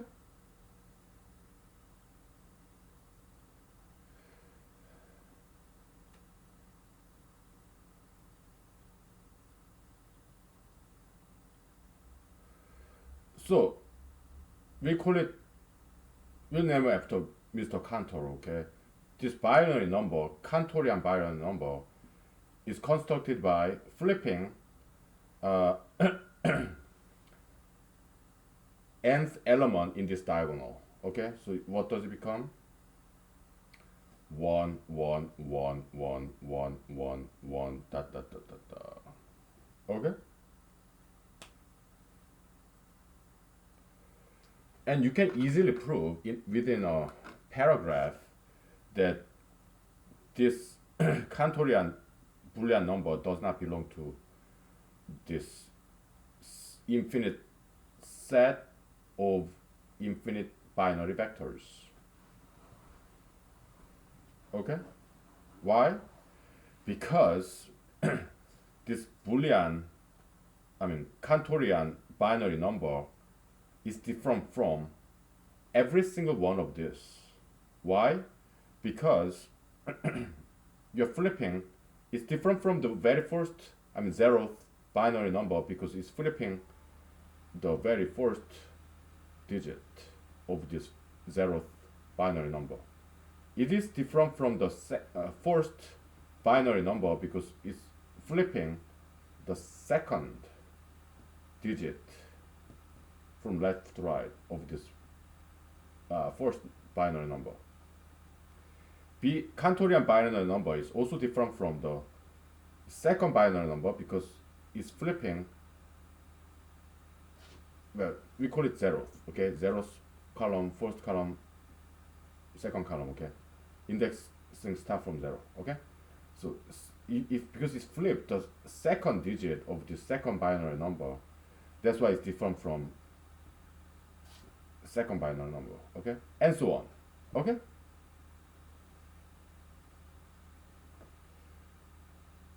So they use the term, yeah, that's why this set is uncountable because you cannot quite map it with positive integers, blah blah blah, right? So because we want to give it some different take on this, shed some new light on this problem. Why? Because we are equipped with this powerful methodology that we call systematic enumeration, okay? So we can make some contribution in this area, set theory, cardinality, okay?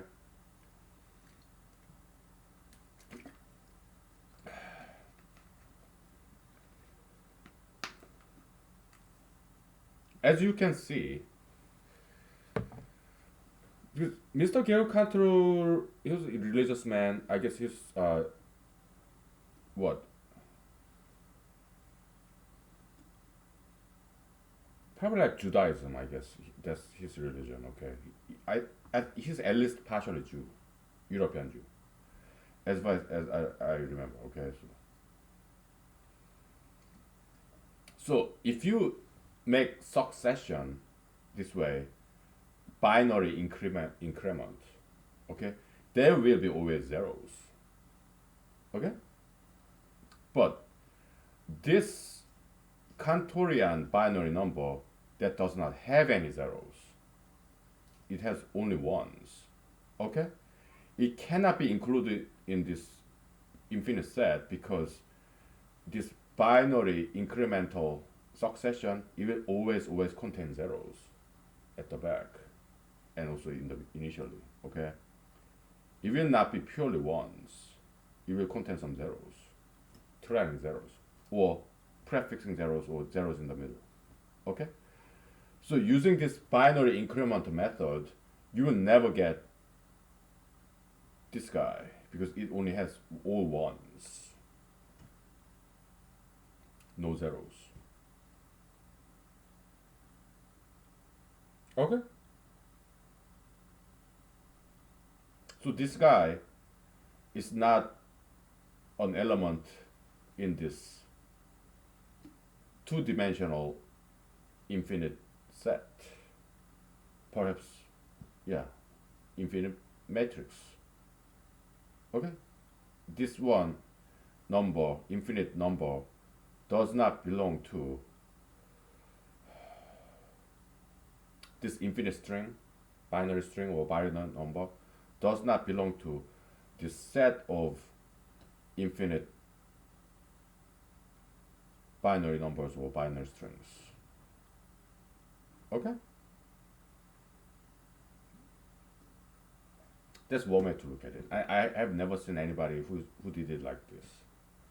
So some small contribution to this cardinality countable set theory, okay, that we are making here. Okay, so it's one way to look at it.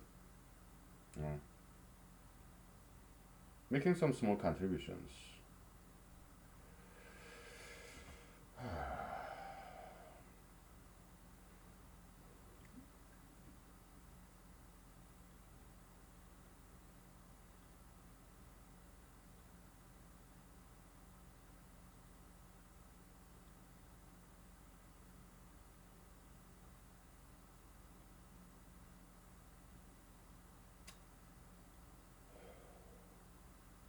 Can we do something like this in Goldbach's conjecture?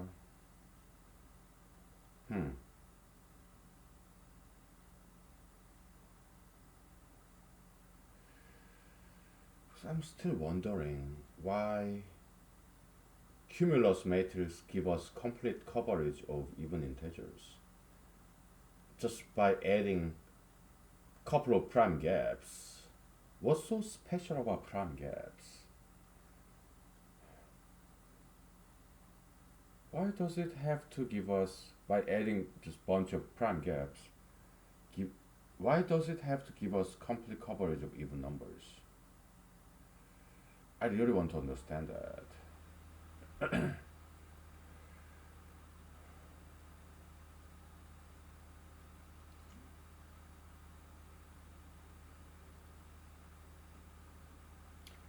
Because the original Goldbach's conjecture goes like any even number can be expressed as summation of two prime numbers.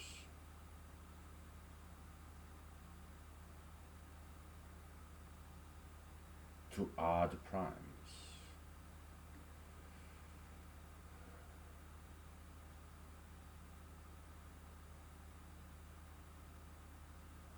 So Goldbach's triangle, it does give complete coverage of even integers up to certain point, and beyond that there's some gaps, but later on gap gets filled later on.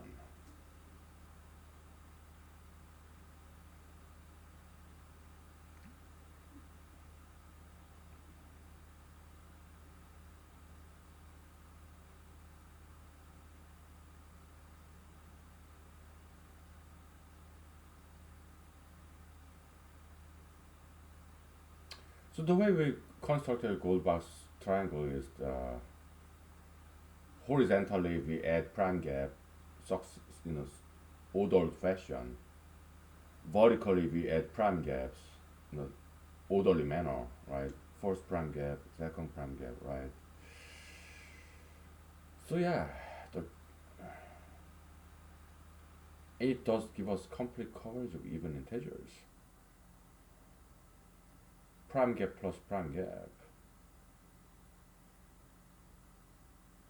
Why is that?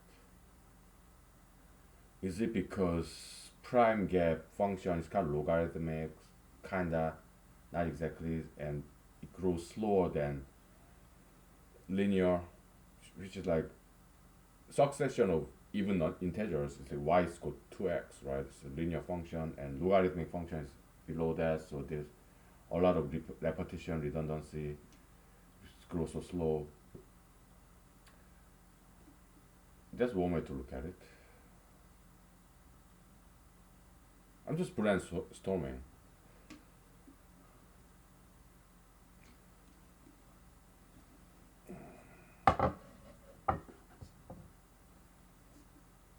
Hmm.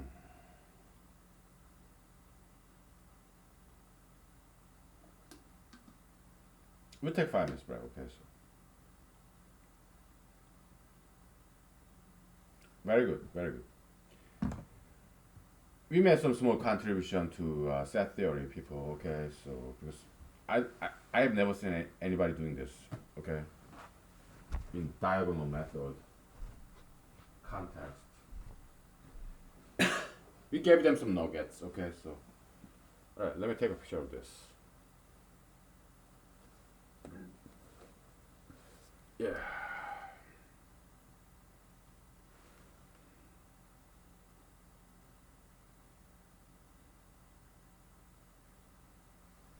Alright.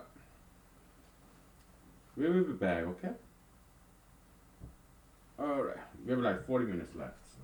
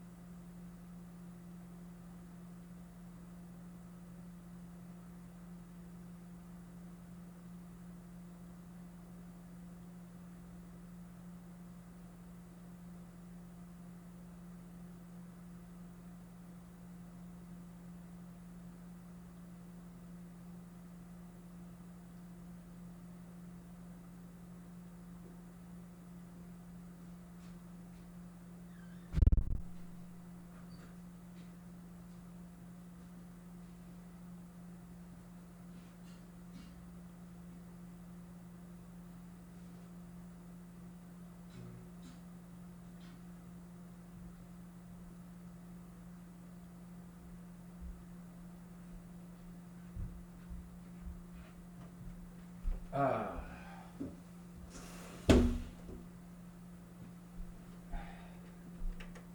Yeah, this is a lot easier than gold box problem, isn't it?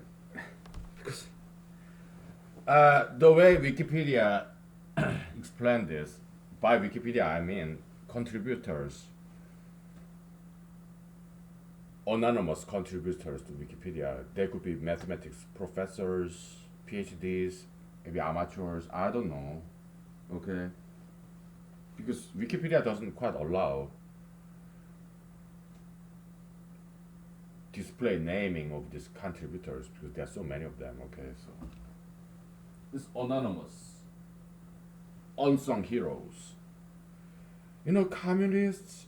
Some one of many things that I don't like about communists. I mean, not communist people. No, communism. Is they have some bad attitude, right? They call them like, useful idiots. Right, that's so mean thing to say. I would rather call them unsung heroes. All right, so was it Lenin or Stalin? Or, I don't know how they use that term, but it's so disrespectful, man. Come on. How about unsung heroes, huh?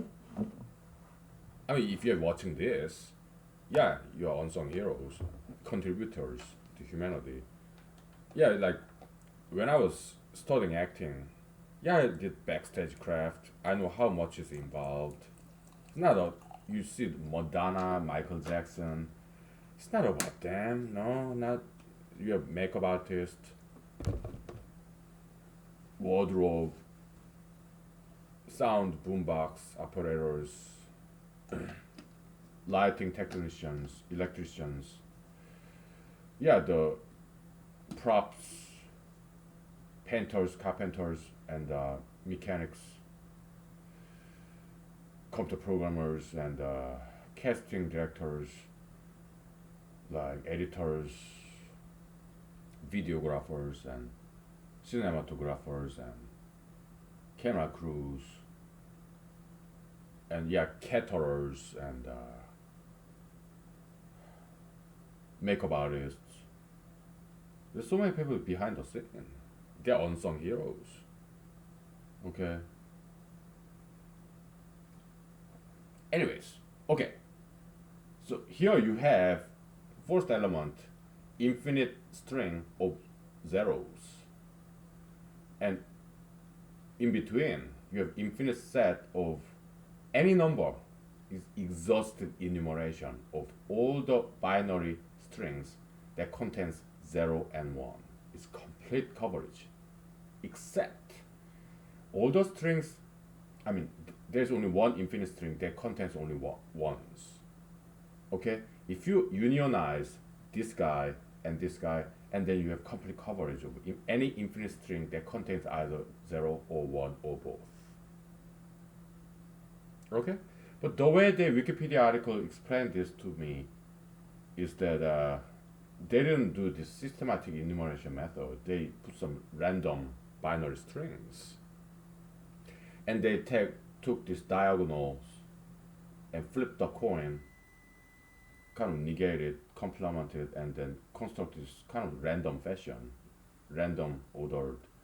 But we don't do that here, okay? We do in a systematic fashion, so there's some flaw in that proof by Gary Cantor. We kind of disprove what he did. The great Gary Cantor, and it didn't take us very long, okay, to find some fault in his proof. Okay? If you realize that. Can we express this nth infinite binary string? Yeah. It's countable set, right? 0, 1, 2, 3, 4, 5. Yeah, you divide 5 by 2 again and again, and you get the remainder, and you inversely, yeah, you just juxtaposition, juxtanotation, right? And that, voila, that's your nth binary string, okay? And it corresponds directly one-to-one correspondence to this integer index subscript, okay, to binary number. So yeah, but that does not contain this guy. So this, but it's just one element though, every single other binary string that is composed of purely zeros or zeros and ones, it is contained in this infinite set, two-dimensional infinite set. The only element it does not contain is 1, 1, 1, 1. Okay, so yeah, there's some error in Mr. Gero Cantor's proof, and we just disproved it conceptually. Okay, formally, I'll leave it to you or some other people. Go ahead, publish it. Okay, because I don't have time for this. Okay, so I have bigger fish to fry. All right. Gold box conjecture. This is just too small for me. Okay, so my time is expensive. Okay, I have better things to do than this. All right, so but I just gave it to you. Okay.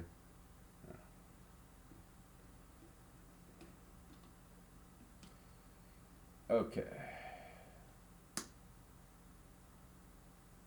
I'm serious.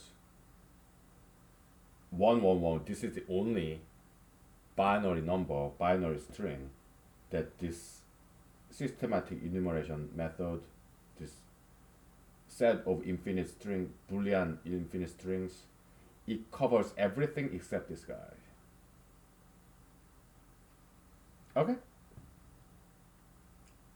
If you unionize this set and this singleton, then you have complete coverage of binary strings, infinite binary strings. Okay, so or you can make it finite. Okay, just get rid of the trailing zero, right?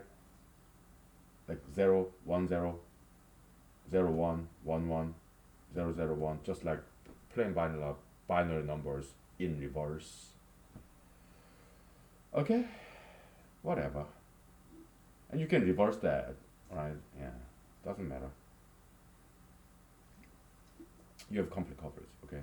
Just unionize this big set, infinite set to this singleton, then you have everything, okay? So yes, Mr. Cantor was partially right, yeah, but partially wrong, okay? There was only one binary string that does not get included in this countable set, and it's this guy. Purely ones, alright? Everything else is included completely in this countable set. Why is it countable? Yeah, 0, 1, 2, 3, 4, 5, 6, 7, 8. Okay. This one-to-one correspondence, except this guy. Why? Because this guy is like infinite. All the other guys have some finite integer number, positive integer number, natural number. But this guy does not have that. This one is purely infinite. Okay? Everything else, number can be very big, like 1 million, trillion, gazillion, but it's a finite number. It keeps on growing, right? But this guy is a purely infinite. It doesn't stop. It doesn't end with trailing zeros. It doesn't even have any zeros. Okay? Well, then let me think about this. What if it's like 0, 1, 1, 1, 1, 1 go to infinity? Does this guy have that? No. Okay, maybe perhaps Mr. Gero Cantor was right, huh? Because all these numbers in this binary incremental procession, they always have trailing zeros. Okay, but what if we can think about some other numbers like, let's say bx, maybe, and then trailing ones. Oh, this one doesn't contain this either. Okay. Maybe Mr. Cantor was right. I don't know. Okay.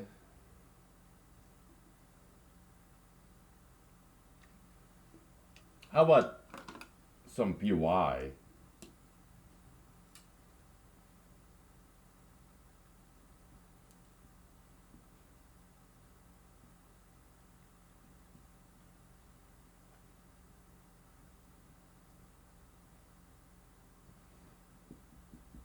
It has trailing 101010. Okay, this doesn't include that. Okay, so this binary incremental precession set, yeah, it's very limited subset because it always have trailing zeros. It does not have trailing 101010 or 1111 or 1001001000. Okay, it's a very small subset. Okay, okay. How interesting. Or it could be some arbitrary non-repeating pattern like 1001010 trailing. Yeah, but it doesn't end up in trailing zeros. Okay, I get it.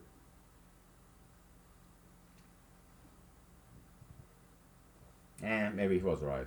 I don't know. Maybe he was right. Okay.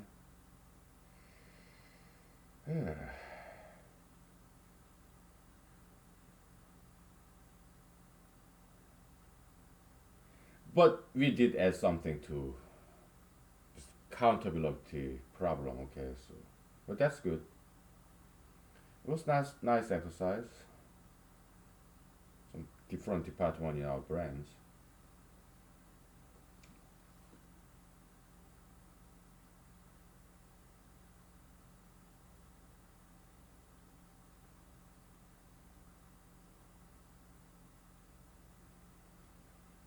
Hmm.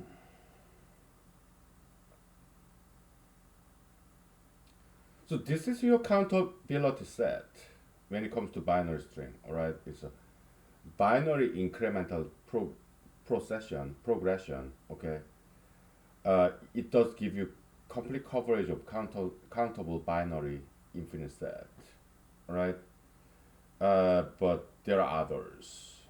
This guy ones or some random combination of 0 and 1, and then trailing ones, and then trailing 0 1 0 1 0 1, or trailing some not even trailing at all, like some 0 1 0 1 blah, blah, blah.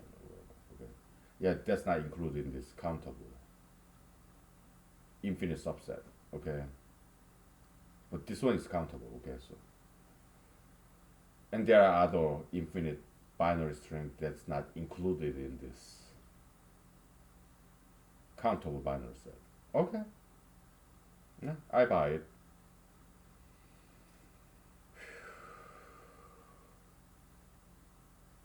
How interesting.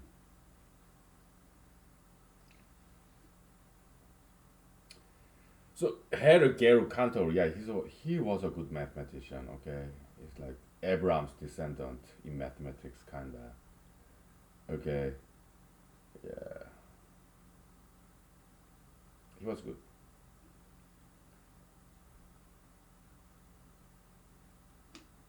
Yeah, very. We'll take 5 minutes. Okay, so he was good. Okay, we'll take 5 minutes.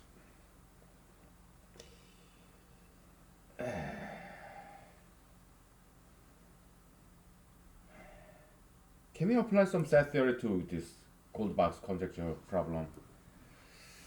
Let's think about that. Okay.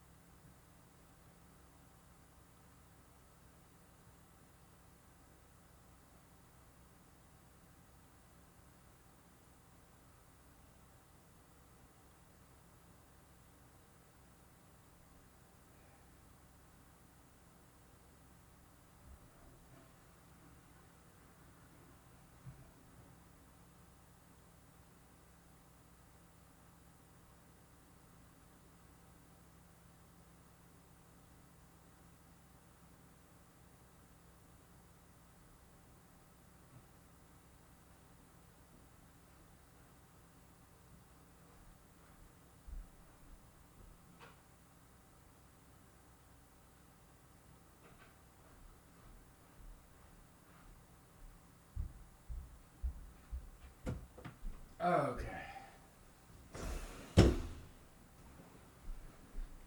So, yeah, during the cigarette break, I've been just wiki surfing in Wikipedia articles, clicking these hyperlinks. Yeah, Wikipedia is fantastic. Okay, so the hyperlinks, they're great educational tool. Yeah, so looks like Cantorian set theory primarily deal with infinity. That's not what we are familiar with in set theory. What we are familiar with is like Venn diagram, subset, intersection, union. Okay, I guess he wasn't the one who developed all that. Okay, maybe some unknown, lesser known mathematicians, like unsung heroes, I guess. But that's what really matters. I mean, set theory. What matters? Venn diagram, Mr. Van, I guess. I think he's British. I guess. Is it like British teacher or something? I don't know. Let's look him up. Intersection, union, right?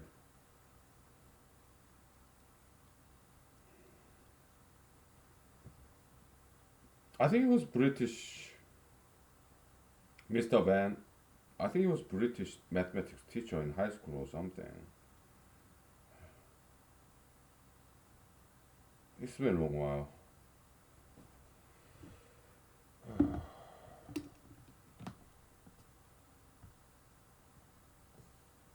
Who's the Mr. Van? Mr. John Van.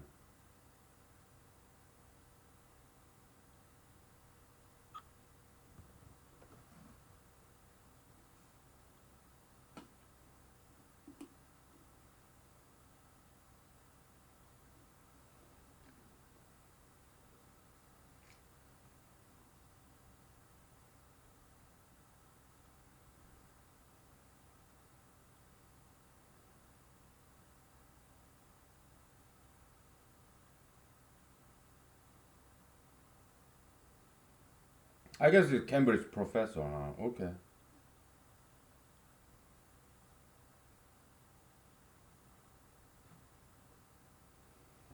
Yeah, he was Christian.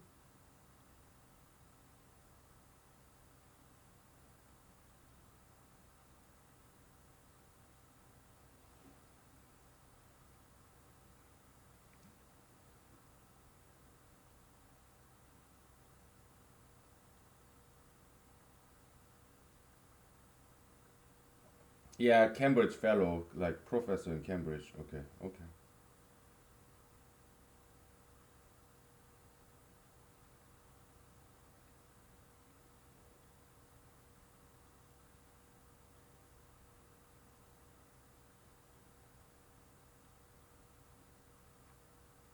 Because yeah, there are a lot of mathematicians who are high school teachers.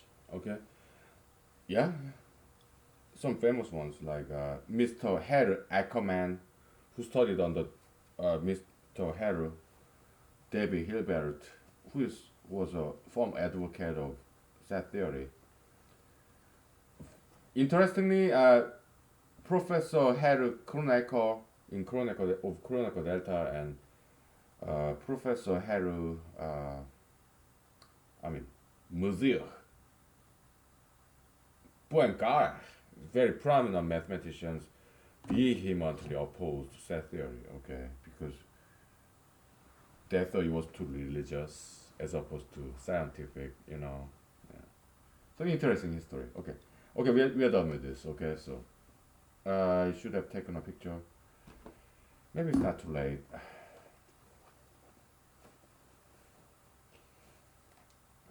Somebody please invent electronic whiteboard, touch screen, autosave. Okay.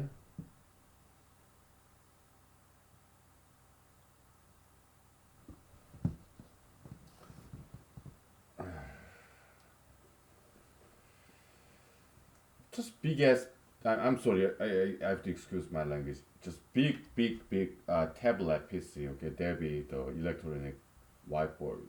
Okay, with click of a on-screen button, you can change the background color. You can change the pen color, save, auto save, upload, whatever, print. That was so cool, wasn't it?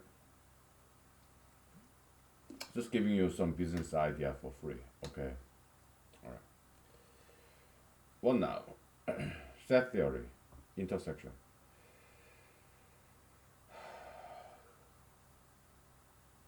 and gold box conjecture.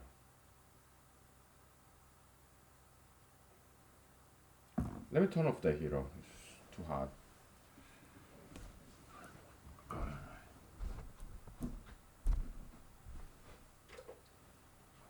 We have like 5 minutes left, but we can still continue. Because night is still young. What time is it? Most like at 8.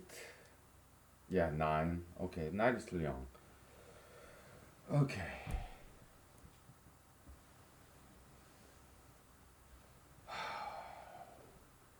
I mean, there's area called additive set theory, but I didn't find too much.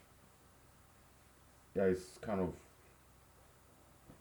lean and thin area.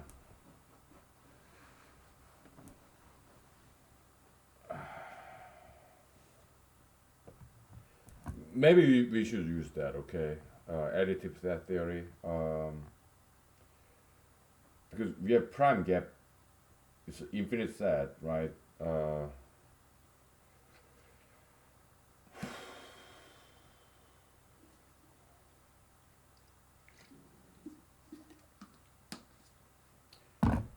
Additive set theory is like this, okay? It's very easy, nothing fancy. I looked it up in the Wikipedia, okay? So let's say you have set A.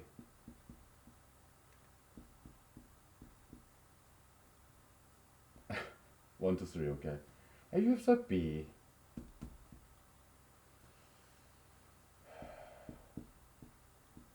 Okay? And what is A plus B?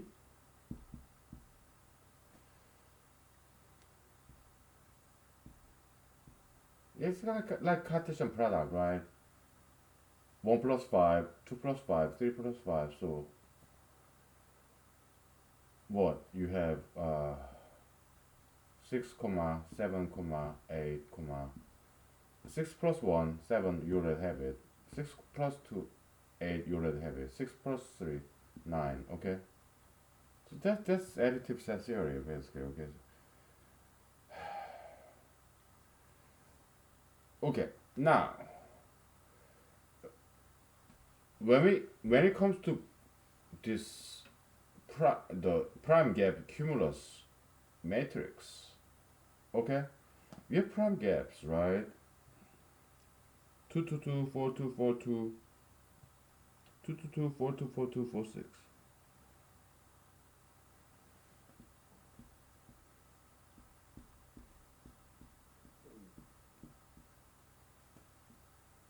Okay, with dot, right?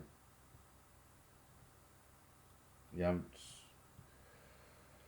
looking at the whiteboard down there. Oh boy. Okay. We call it set A, right?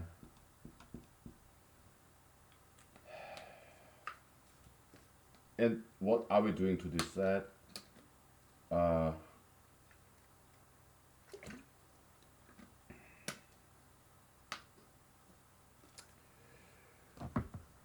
we are adding 2 to it, okay? So A plus 2. So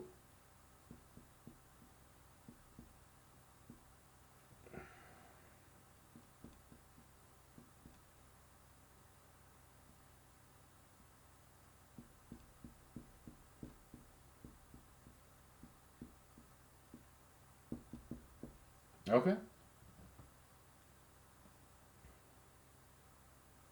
and we call it B, okay?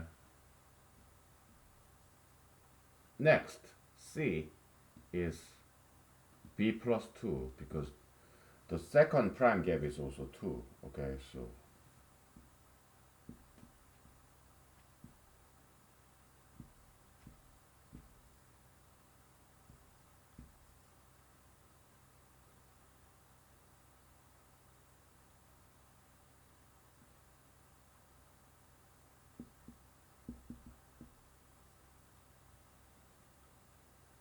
Okay.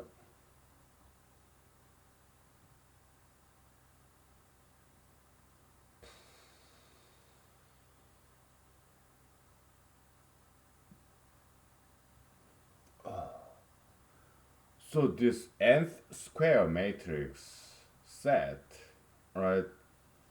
I guess set theory we should use that. Okay, so because it get rid of all the redundancy.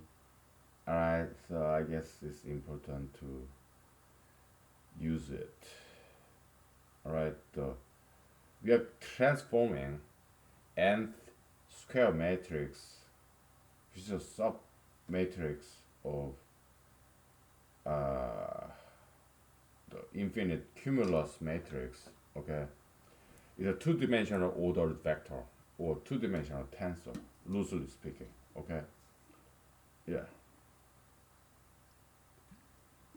vector is just order set. Okay, two-dimensional vector matrix. Okay, all right, order set, and we are transforming order set into unordered set, like traditional set. We're transforming two-dimensional vector into one-dimensional set, all right, by getting rid of all the redundancy. Okay, we'll stop and restart. Okay, so time is out. So.